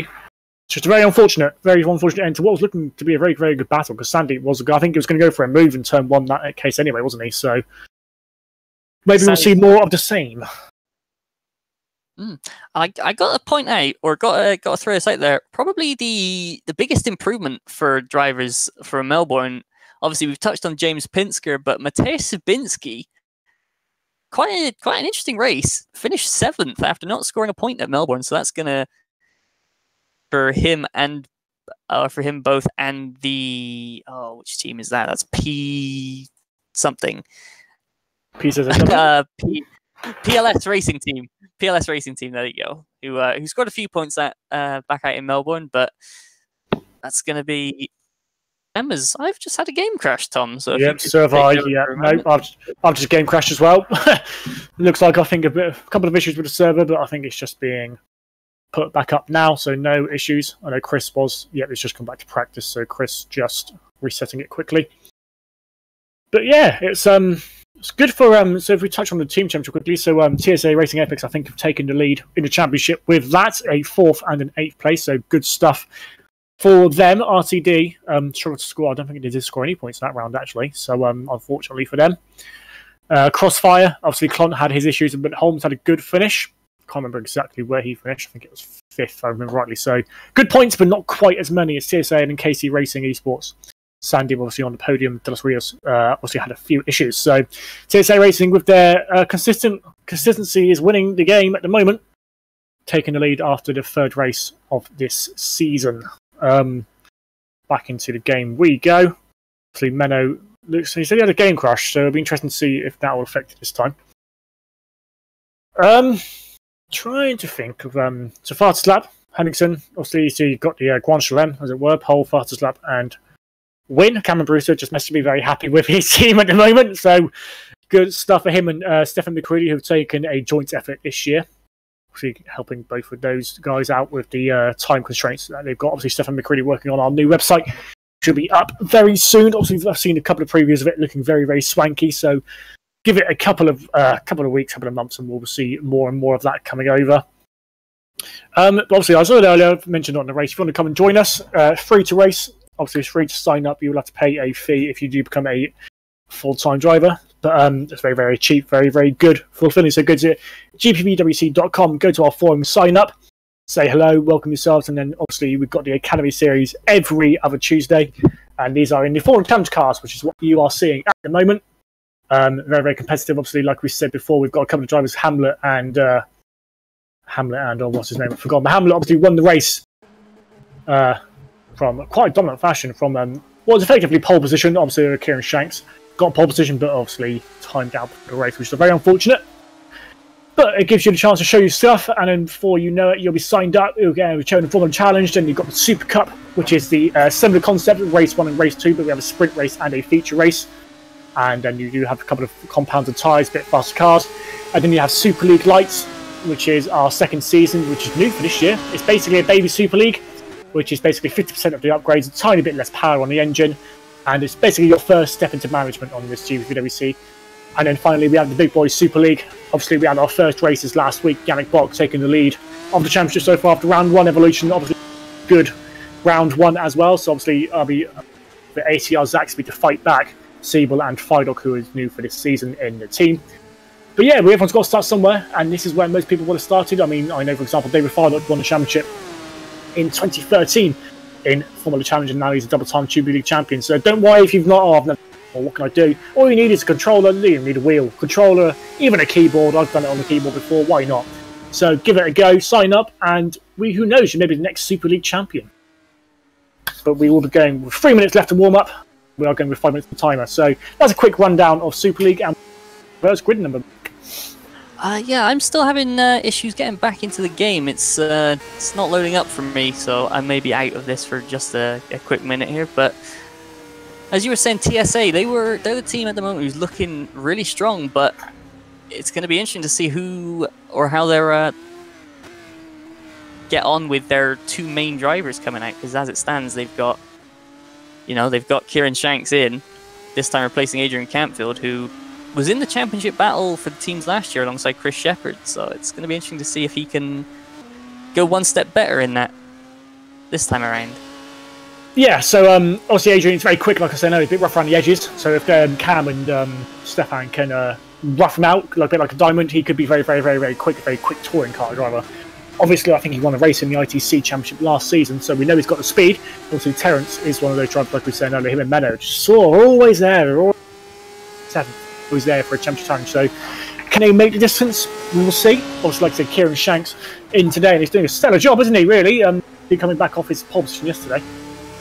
Keeping it going in the racing today. Obviously, only 24 hours to get used to the car set up for this round, so good on him. And obviously Hamlet just saying that he had Sandy all over his backside going into the last couple of laps there, so good race for him there. And obviously Hemmings cracking race, but reverse grid is 11th, so Stephen Lexau will be your pole position man. So that got it last time as well, I believe, Stephen Lexau, so that's 2 reverse grid poles in a row, so good for him. So you never know, he was looking pretty good.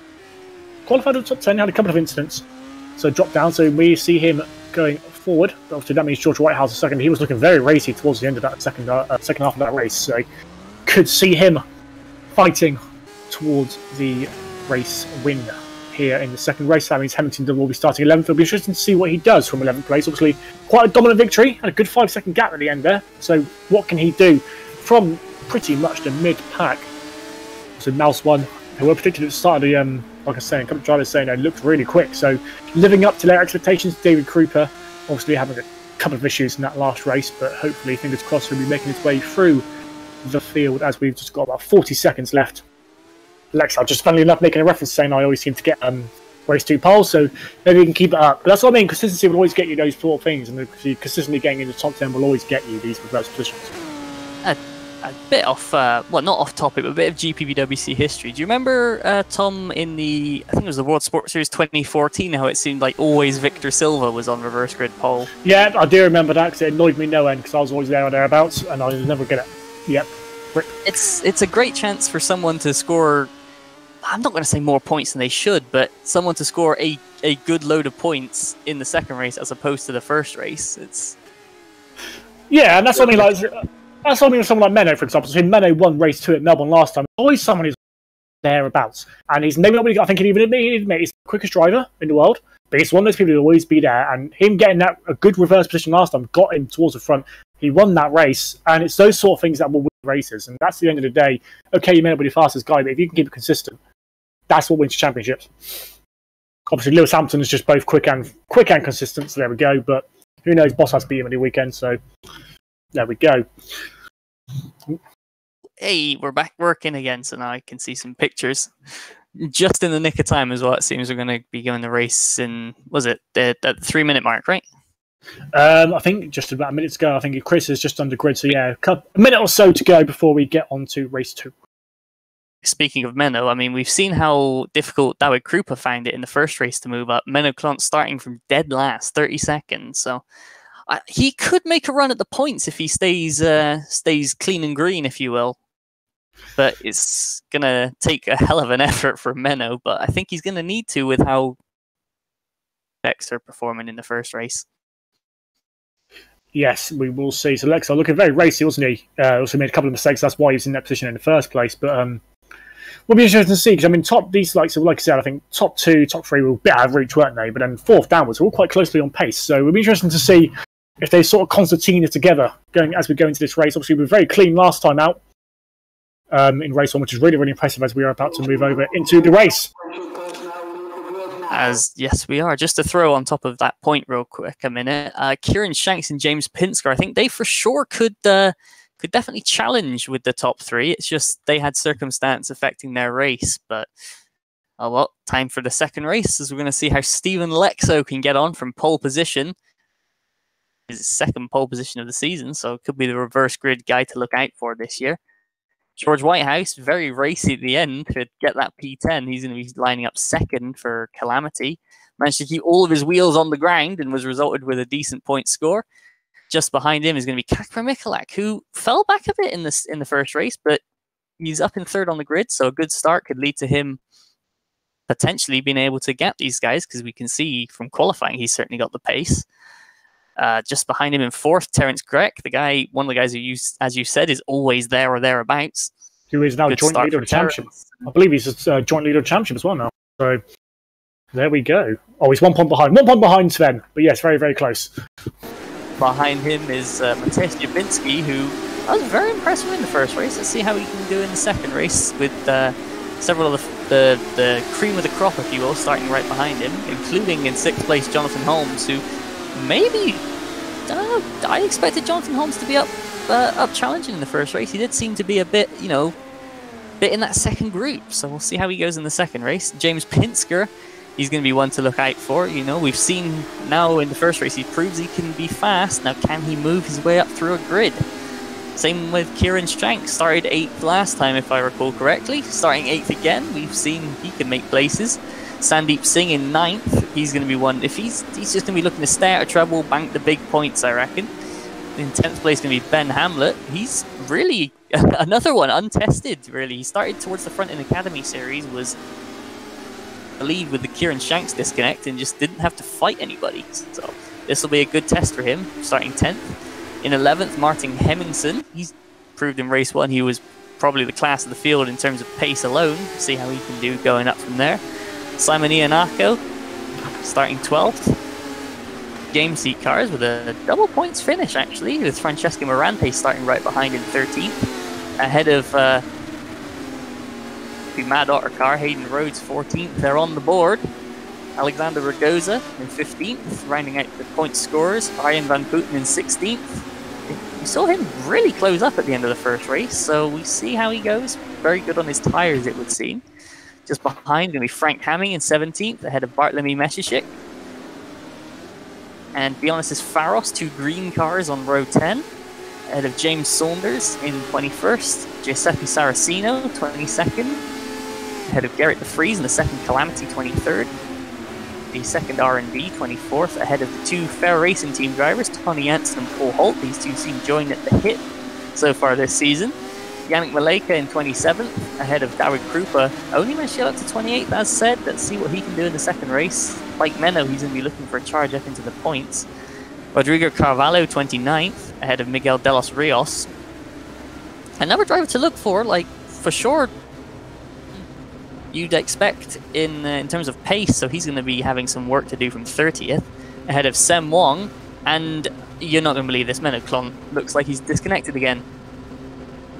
Oh dear, yeah. Is that a real one, or is that him just playing Interdimensions?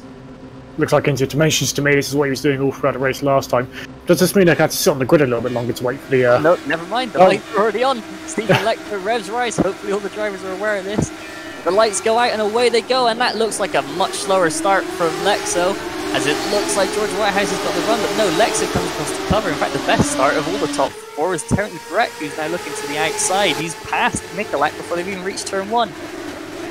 Iannaco side by side with Whitehouse. Whitehouse trying to stick it all the way around the outside. Mikulak Frank contact. That's the other TSA car in one of the Go teams. One of the Crossfires involved. Hayden Rhodes is around as well, so that's going to be a heartbreak for the Mad Otter team. Arjen van Puten's lost the front wing, but has kept going. He's just going to get mugged as they come down through the twisty bits. There's 2 and 3 wide still. As that's all a big lunge from that's Ragoza. Past I think 3 cars in the braking zone there as Mashashik's ran off in front, but back into the lead. Flying just as well as he needed to. He's not got quite such a gap on Whitehouse, and Terence Breck is certainly going with him, but Zubinski up to 4th, Pinsker in 5th, and there's been Sing's off. Contact with, I believe that was with Shanks, just getting shuffled out, was he's just Hemmingson's already up to 8, so a great start with a Mouse 1 driver. They're all over each other. That's James Saunders. He was, what, 21st? He's already up to 10th. Brilliant start from the the RTD car. Frank Hamming again, and another good start, 17th to 12th. So Menno from last to 20th as well. to 17th, and Menno's got him in his sights, I think, as that's Francesco Morante being passed by Bartolomei Metichik. Saunders, he's not stopping at 11th, he's going for 10th on Simon Iannaco into the final turn. It's a great first lap from James Saunders, yet another Academy graduate going up the inside, bit of a bang of the wheels, but James Saunders up to 10th. There's all contact behind, that's that Meshachik going sideways. Either way, Sandeep Singh capitalizes along with Giuseppe Saracino. First lap can do. You know, the guy's up 10, 12 places all the way through the field, and Frank Hamming now trying to go around the outside of Iannaco. It's not going to work, but can race almost as you'd expect, Tom. Yeah, so bit of a crazy start. It seemed Grek and Mikulak just had a bit of a coming together as someone's round. Menno and Ragoza had a bit of an incident coming out of turn 2. What's happened? Yeah, so they got a bit crazy into turn 1, and then as they come back onto track, they've just Ragoza sort of collected Menno. A bit of an unfortunate incident there. A weird one, but Menno is back with us and he's alive and he's in 24th, which isn't bad from being in another dimension at one point.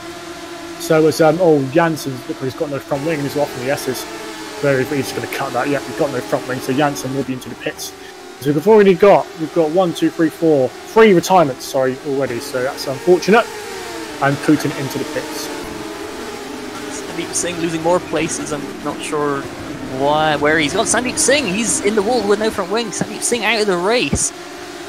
Now, why was that? Oh, it looked like he got tangled up with Saracino. Again, it looks from the replay, our Practice Use replays, not the greatest feature in the world. But Saracino's lag. Like lag Saracino into Sandeep Singh, so he's done a David John. He's sort of gone half and half in the barrier. Impaled by a wall. Unfortunate. That's very unfortunate for Sandeep. Also, he podium in the first race. So that's unfortunate for a championship challenge. As we have now got DRS in play as 2 laps have now been finished. Who's looking racy? Look at Ben Hamlet in 6th on the back of James Pinsker. He nearly went for it into the final corner. Will he pull out in late break? No, he won't. Oh, but he breaks very late anyway. And Martin Hemmingson behind dives past Jonathan Holmes with a bit of a clattering of wheels. But Hemmingson's up to 7th, taking no prisoners on his way through. Dropping and changes. David Krupa just passes 2 cars in one go, does he? No, Saracino manages to hold him off, but Krupa passes Meshachik, and they're all over each other. That's again for 16th place. So it seems like the fight is just outside of the points. Hayden Rhodes in there as well, with 4 cars all together as Meshachik goes for it on Saracino, makes the pass. That's 17th, and round goes Hayden Rhodes. He touched back there, I think, and just pointing in the right direction, and off he goes again. But oh, look at this, Tom.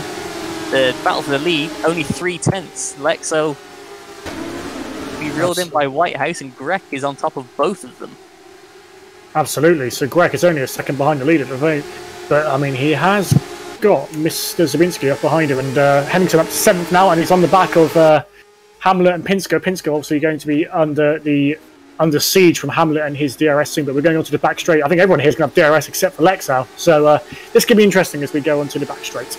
Everybody, certainly everybody back to about 11th place is going to have DRS, so they're all just going to drive out toward each other. And it looks like something has happened. That is a retirement. It's Giuseppe Saracino. He's out, so that's the double DNF for Santon. That's not what they're going to want. That looked like another one of those lag moments for Saracino, and this time he took Paul Holt with him. So Giuseppe Saracino, he's out of the race. Paul Holt's been heavily affected, and because of all that, Garrett De Vries now takes the points as they're side by side. Jonathan Holmes is under attack again. It's Kieran Shanks this time. Jonathan Holmes is... He was complaining about his setup in... he was complaining about his setup in warm-up, saying it wasn't very good. Exactly what he said. But he also was kind of playing a few issues with it. Also, he goes on the outside of Shanks. That would have been cracking.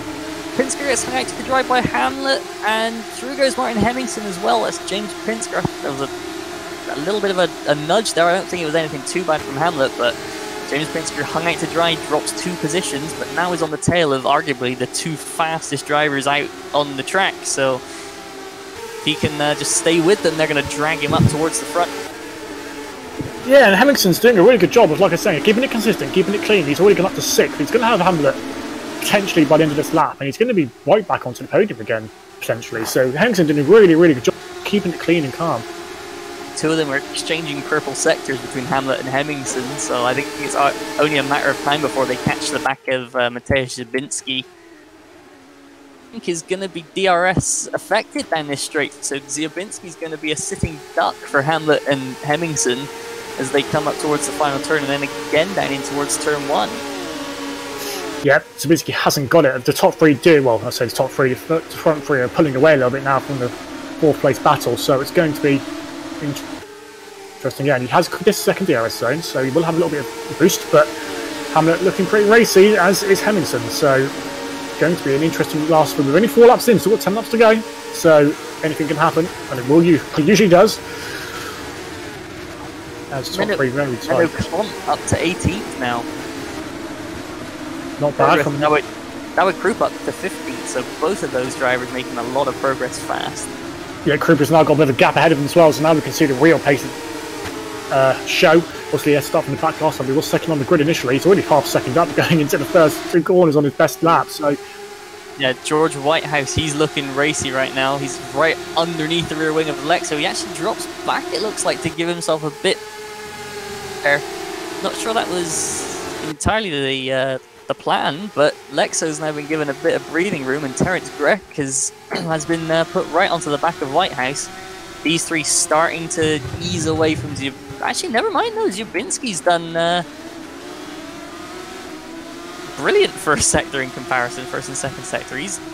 That's back within DRS range, I think, isn't it?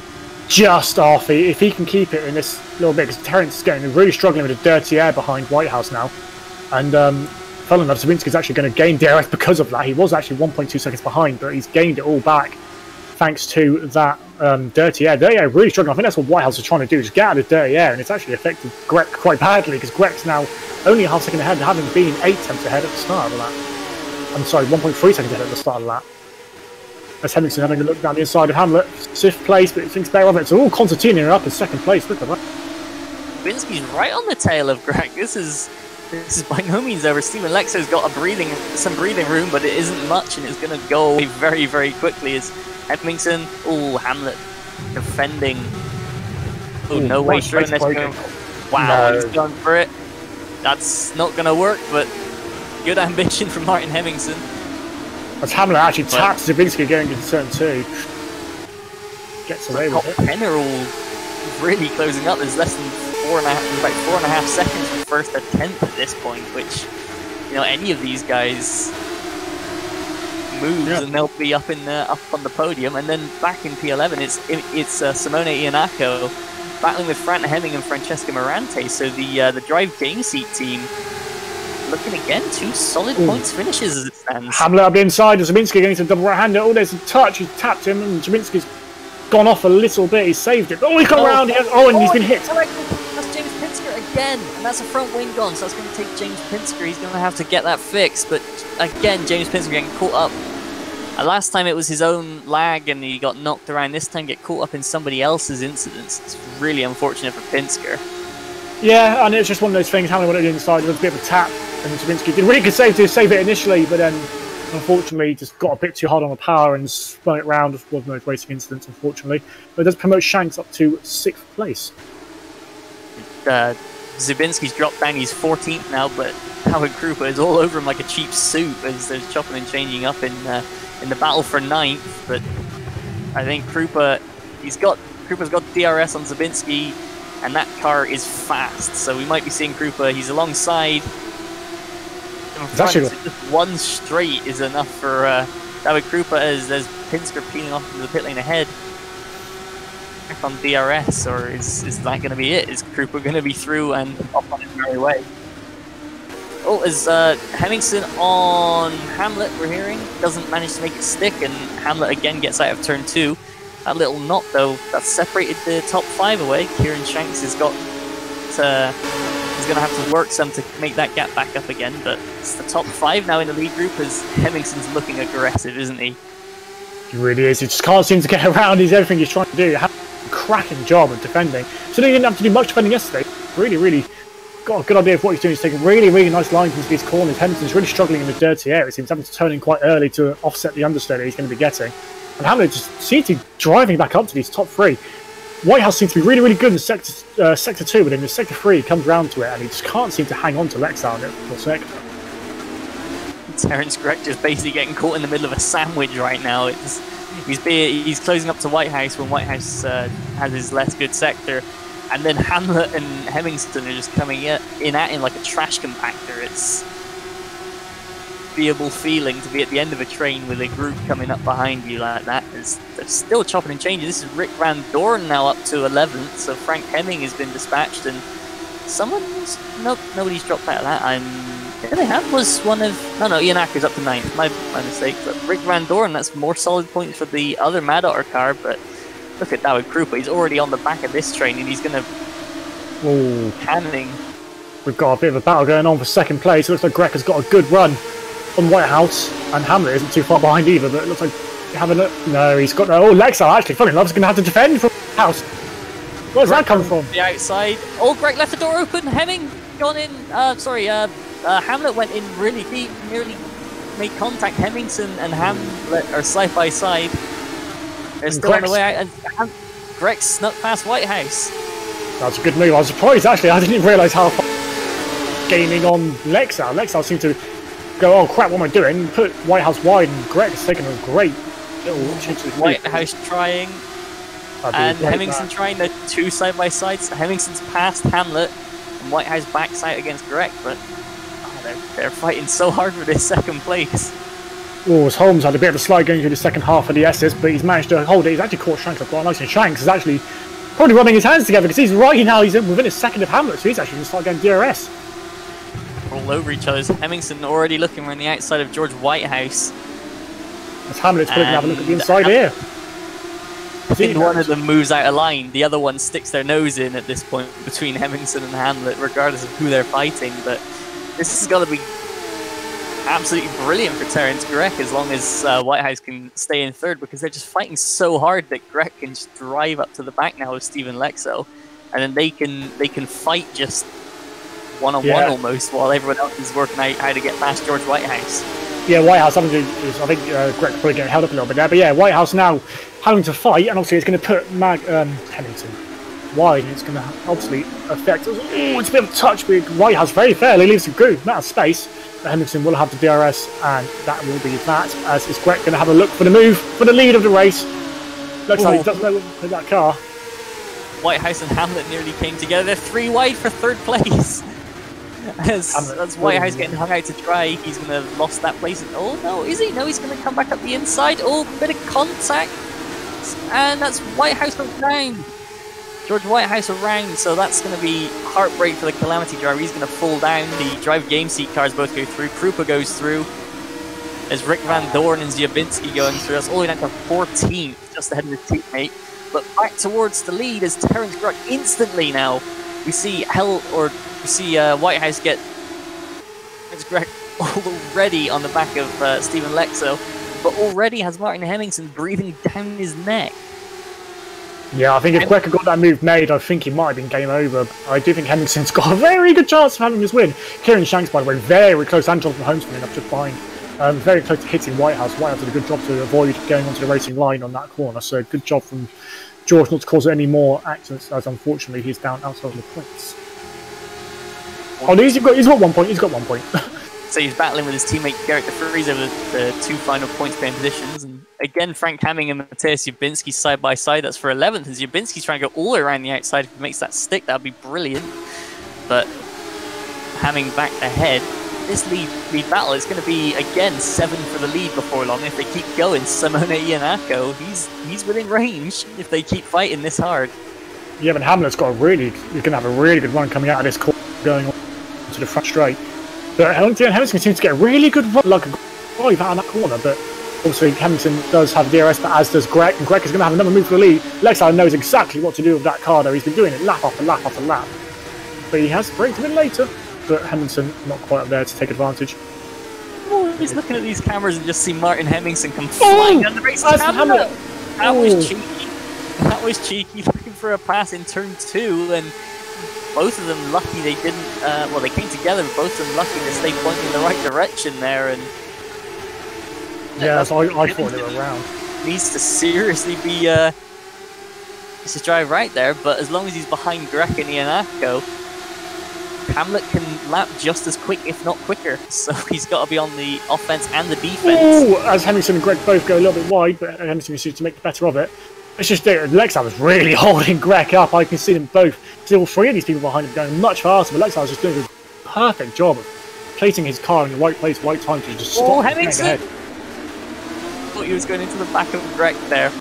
He's just so late on the brakes, it's crazy, is the Mouse 1 driver. And Greg then, again, nearly into the back of Stephen Lexo. And Lexo's just driving his own race, saying, you guys got to get past me if you want anything here. Yeah, he's doing a cracking job. He just knows exactly where to place his car. He knows that they can't get him into this corner. So he just places it well, he has a good drive out. And he's just doing enough on the first corner, just hide it. Greg, he's got a good one here. What's he going to do? He did this in race 2, in race 1. He didn't do what I thought he'd do, but he's gone for a better... Ooh, he's trying to just go around the outside, but Lexo eases off the brakes and rolls into the corner. But now he's much closer, so Willie's hopefully... He's got to be concerned with Hemmingson. The second Greg opens up, Hemmingson's going to drive onto the gearbox of Lexo. Oh, but Greg's driven around Lexo, and Hemmingson's driven around Lexo. Stephen Lexo just getting mobbed by the DRS crowd. Greg into first, Hemmingson into second. Now the fight is between those two. Oh, Hamlet has pushed him!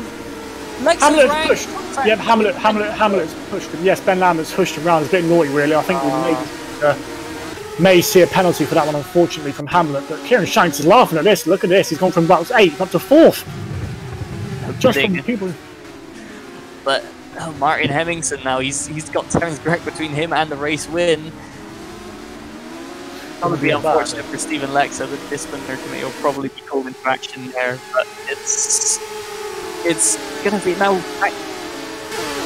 Greg is now, he's going to have to almost put the extensions out, make that car twice as wide, and even then, Hemmingson, he's just got crazy straight line speed, as he's proven. Will Hemmingson just be able to just drive around Terence Greg? Yeah, I think the fear now for Terence is obviously he had the DRS before. He won't have that anymore. Obviously, somehow finds a lapped car. Yeah, Terence not looking slow. I think he's probably gained speed since he's actually passed Lexal. But yeah, he went to just DRS, and obviously Ben Hamlet and not exactly far behind either. So it could be looking pretty good. But he's back 2nd and 3rd. And look at this, Terence.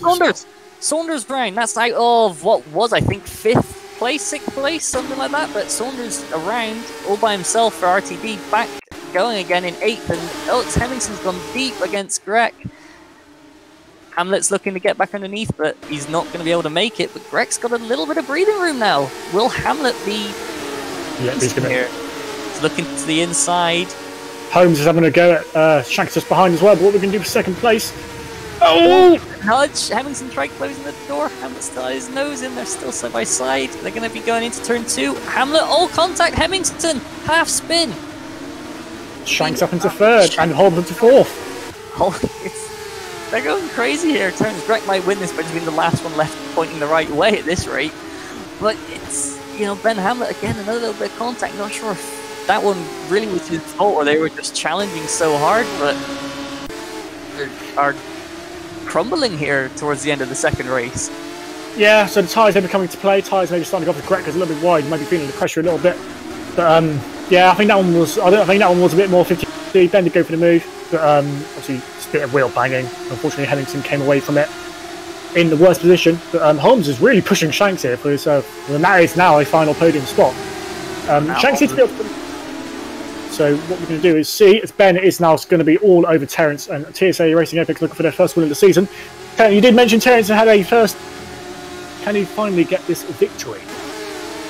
You were mentioning about Jonathan Holmes looking at Kieran Shanks. Now Jonathan Holmes has got his mirrors full of yellow as Martin Hemmingson, only down to 5th with that half spin.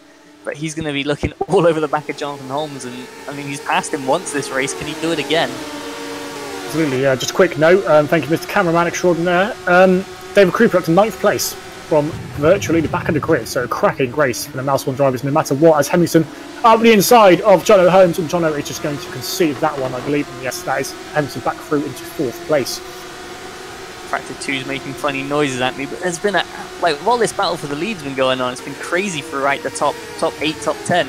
There's been another brilliant fight going on. It's bottled down to 12th place now. It's Frank Hamming, Garrett De Vries, Rick Van Doorn, George Whitehouse, Bartlemy Matichik, and Menno Klont, the recovering Menno Klont, all the way from the back of the grid. As Menno he's entered another dimension again. That's going to be impossible to race against for anybody else. But this battle, even just outside the points, or just outside the top 10, should I say, is been going absolutely crazy. And Garrett's probably got the widest car in the world. But no, he just repassed Frank Hamming. Like, Garrett a few laps ago was in 16th, so he's passed all these guys. Whitehouse almost into the back of that side. Van Doorn knows, saving it. He saved it, but Matichik's gone through. And Menno Klont's returned from another dimension. He's up to 16th. James Saunders really struggling on tyres. His pit light just come on, so that means one thing. That is tyres. Either his tyres are dying or his fuel's about to run out. So David Krupa, hopefully up into 8th for him. He's really catching him at a rate of knots. What's happening up front? Garrett has actually managed to get out of DRS range. Ben Hamlet might have actually started to lose his tyres to Shanks, actually now within a second, and Hemmingson is also within a second of Shanks. Oh goodness me, this is going to be a nice tasty last lap, as we've only got a lap and a corner to go. Terence is going to be running for his life at this point, but I think, honestly, they're going to catch Hamlet before Hamlet catches Greg, so Terence may be sitting pretty for this race win, as long as he doesn't, bin, and then the 4 behind are just going to go into battle with each other any second. We're hearing there's been a spin further back. It is... Who was it, Alex? You say? Frank Hamming. Sorry, Frank Hamming has spun out of that battle. Oh, yeah. Into 19th now. Appointment for him, but Iannaco Lexo, yep. Iannaco, he's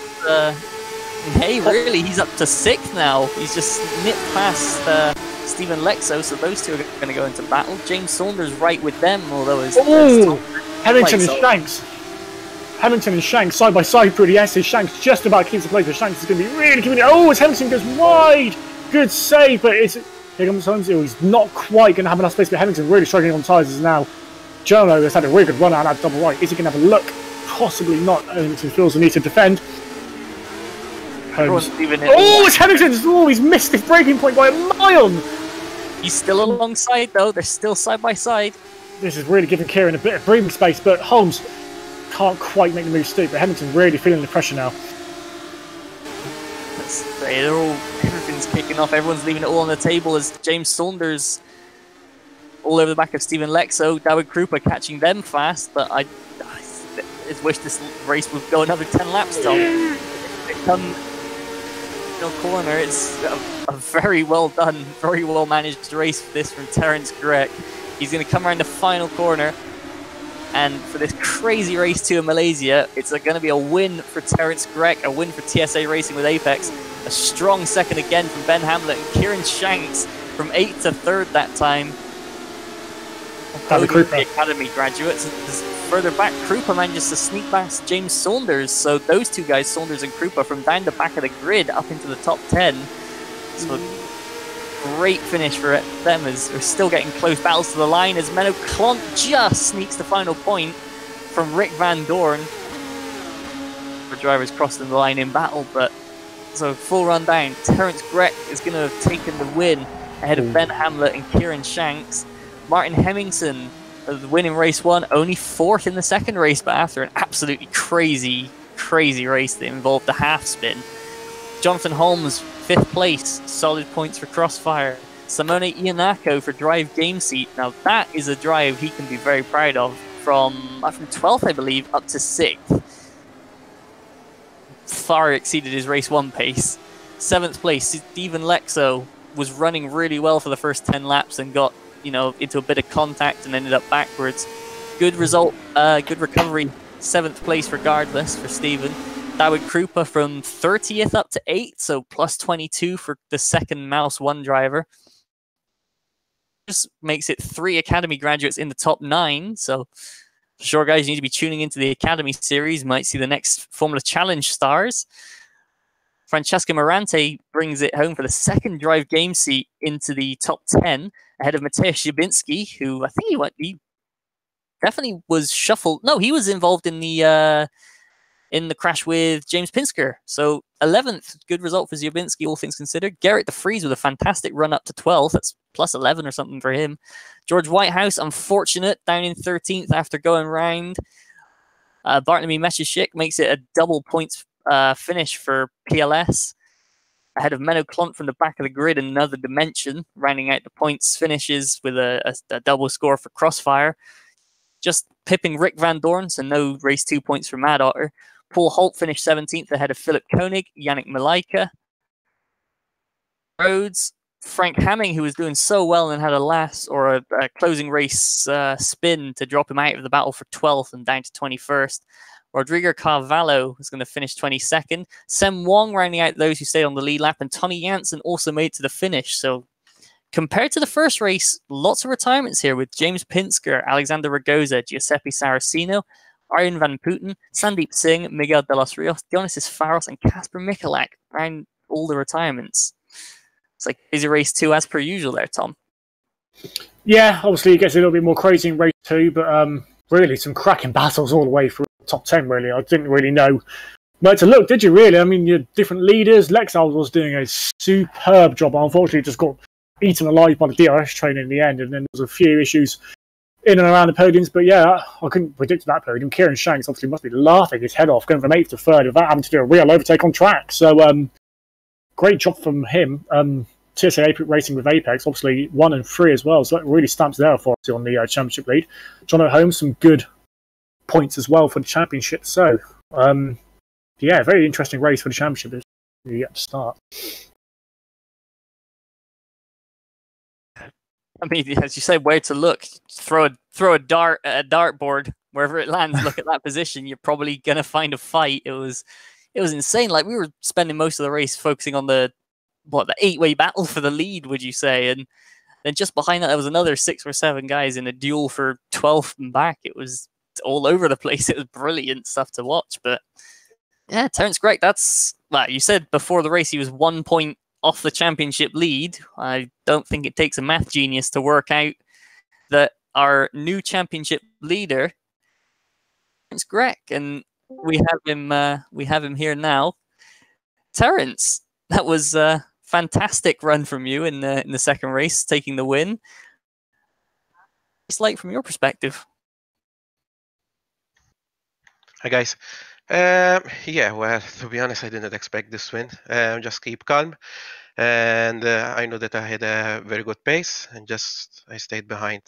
Maybe some of the guys battling with each other, or maybe do a mistake.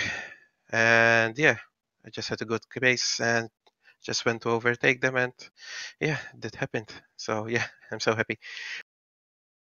I think we've done some quick maths here, and you are leading the drivers' championship by our workings out. So yeah, solid first 2 rounds. Is this an indicator of things to come? Are you going to be consistently up in the podium? Yeah, well, so far so good. Hopefully we'll keep up the pace. And yeah, who knows? Maybe I'll be there in the top. But yeah, it's too early to judge. But so far so good. Let's keep it this way. Good. Cool. Nice to hear. See who else we've got. We've got your do a little team boss interview with the or one of the TSA Racing by Apex managers. It's Cameron Brewster. Hello. Cameron, manager's perspective. Were you watching that race through your fingers, or? I was nervous. I'll be honest. After Stefan messaged me yesterday and Adrian let us know that he wasn't able to race, we were kind of wondering what we could do. And we got Kieran in at the last minute, and he's done an amazing job. So massive thank you to him for stepping in at kind of the last minute and sorting things out for us and getting a good haul of points. And phenomenal job by Terence to manage to get the win in the last one. And yeah, nice haul of points for us. And we're looking pretty in the championship, which is unexpected, but more than welcome. Say we've probably heard we've done the maths. I'm sure you've done it as well. It seems like TSA Racing with Apex takes the lead now. Tell me, it's just a bad round for your opposition, or are you thinking that you're going to walk away with this one now? You can never ever get complacent. I think this track just suited us more than what Melbourne did. Melbourne was quite close up and chaotic, and we kind of had an inkling that the cars were quick. But as I say, given the kind of last minute change to the lineup, I don't know about Stefan, but I wasn't expecting things to be as strong as they have been. But I'm more than happy with how it's turned out. And yeah, great job from both of them, especially Kieran at short notice. But no, great job from our guys, and hopefully we can continue on with this pace into the next rounds. Hopefully you will. Will we be seeing Adrian back out in the car next round, or has Kieran done enough to earn that race seat, you think?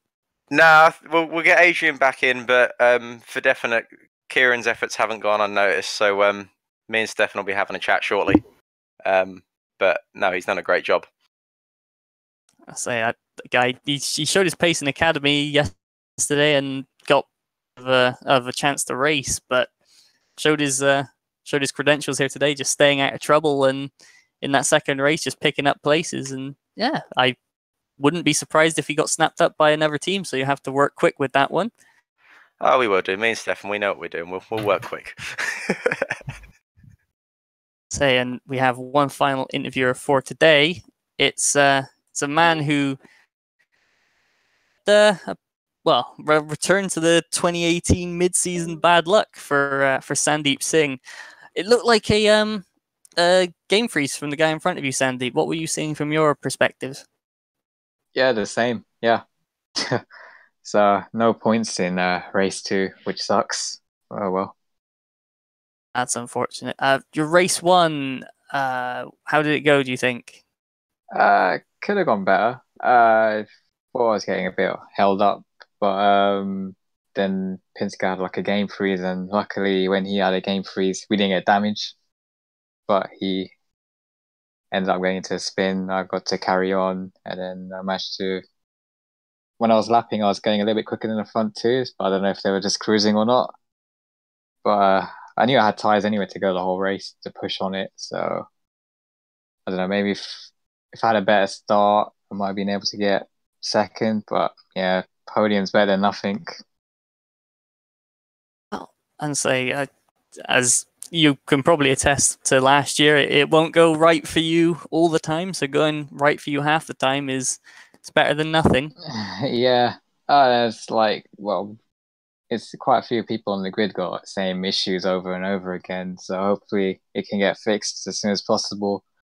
Otherwise, you don't want a championship or constructors be decided by these issues. You want to be decided. Yeah, you want it to be decided by everyone having the same luck, and who gets the least lag, the least crashed into. Oh well. Oh well, better luck next time. Next time out, Sandeep. As we move on, we've actually got a couple more drivers showing up now. One of which is Ben Hamlet, who got 2 second places today. Ben, Hello. how was that for a debut in the Formula Challenge? Both really good races, especially the second one. Actually, really good fun. They looked pretty action-packed. First one looked more like a case of you and Hemmingson just trading lap times, but second race for sure, elbows out the whole time. You raced in the Academy Series yesterday. Was it a easy turnaround for you with only 24 hours, if that, to get from Melbourne to being race ready for Sepang, and then to be that quick? How'd you manage it? Don't know really. I'm just very fast. No, it was not much time to test, but I've driven a lot of Sepang, so I adapted quite quickly. Good to hear. And from his own mouth, he's very fast. So, have you got plans for the next round? Have you got a drive lined up, or nothing yet? I am waiting. I'm not sure actually. I believe I may have one more race in this championship, but I really would like to move up to the Super Cup. Interesting. Well, any Super Cup teams out there, give him get in contact with Ben Hamlet. He's 2 P2s on debut. Pretty quick guy. Won the Academy Series yesterday. 2 second places today, and yeah, we'll see how you go from here. But for sure, a driver to keep your eye on. Thank you very much. And now we'll move on to our final interview of this broadcast. It's the guy we were talking about earlier with Cameron Brewster. It's Kieran Shanks. Kieran, kind of a late minute get into the race here, but you certainly took advantage of the opportunity. How did that go for you? Thank you. Yeah, it was quite good fun. It was about an hour ago I got let in, so not much testing, but yeah, it was good. I say, was your tactic in the second race just stay out of trouble, or did that just how it was appearing? No, I had a lot of damage, so I was just sort of like, that was flat out. I just got a bit lucky with other people getting taken out, and luckily, even though I got hit a few times, my front wing stayed on. So yeah, got a bit lucky. We said with Ben, second or 2 seconds on debut, and you're pretty much just as good, a third and a fourth on debut. So is this something that you're going to be looking to get back out into the Formula Challenge pond, if you will, or? Yeah, definitely. It's good fun. I think I probably could have had Ben in the second race if not for the big damage on my car, but not much I could do about that. But yeah, no, it's been good. It's been really good fun. We only found out about it like 4 days ago, so we haven't done too much testing. So hopefully we can get a bit quicker.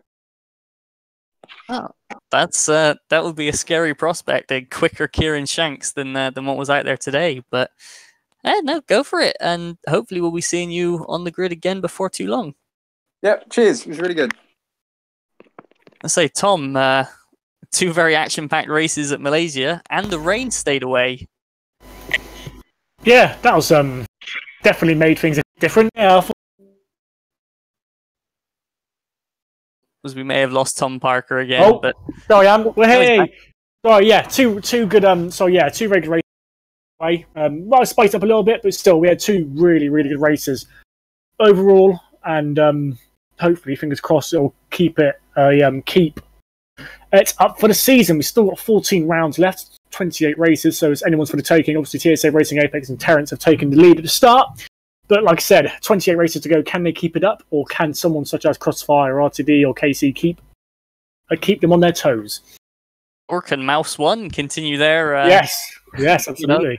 We saw in the Super League last year, just how bad of a start Alex Siebel made to the season with, I think, was it 3 DNFs in a row straight off the bat, and came back to win the championship. Can Mouse 1 do a similar thing? Potentially, absolutely. Yeah, I mean, 1-2 today in qualifying, they definitely stamped their intent, and obviously David Krupa was at 30th up to 8th, so they're definitely the ones to look out for in a moment. Well, we'll see. The next Formula Challenge round is in 2 weeks, but before then, we've got another week of career ladder action with the Super Cup, Super League Lights, and the Super League itself coming up next week on Tuesday, Wednesday, and Thursday, respectively. And then the Bahrain round of the Formula Challenge will be in 2 weeks from today. Who's going well there, and we'll see what the front of the grid looks like then. But anyway, until then, Tom Parker and the cameraman extraordinaire Alex Skinner, I've been Mike Bell, and this has been the Formula Challenge.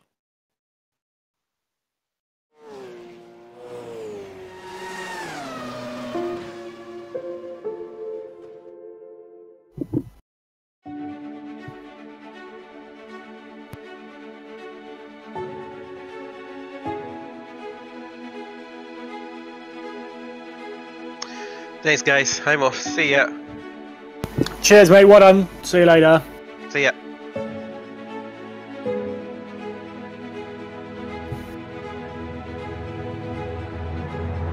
Cabin's gone off! Cabin's gone off!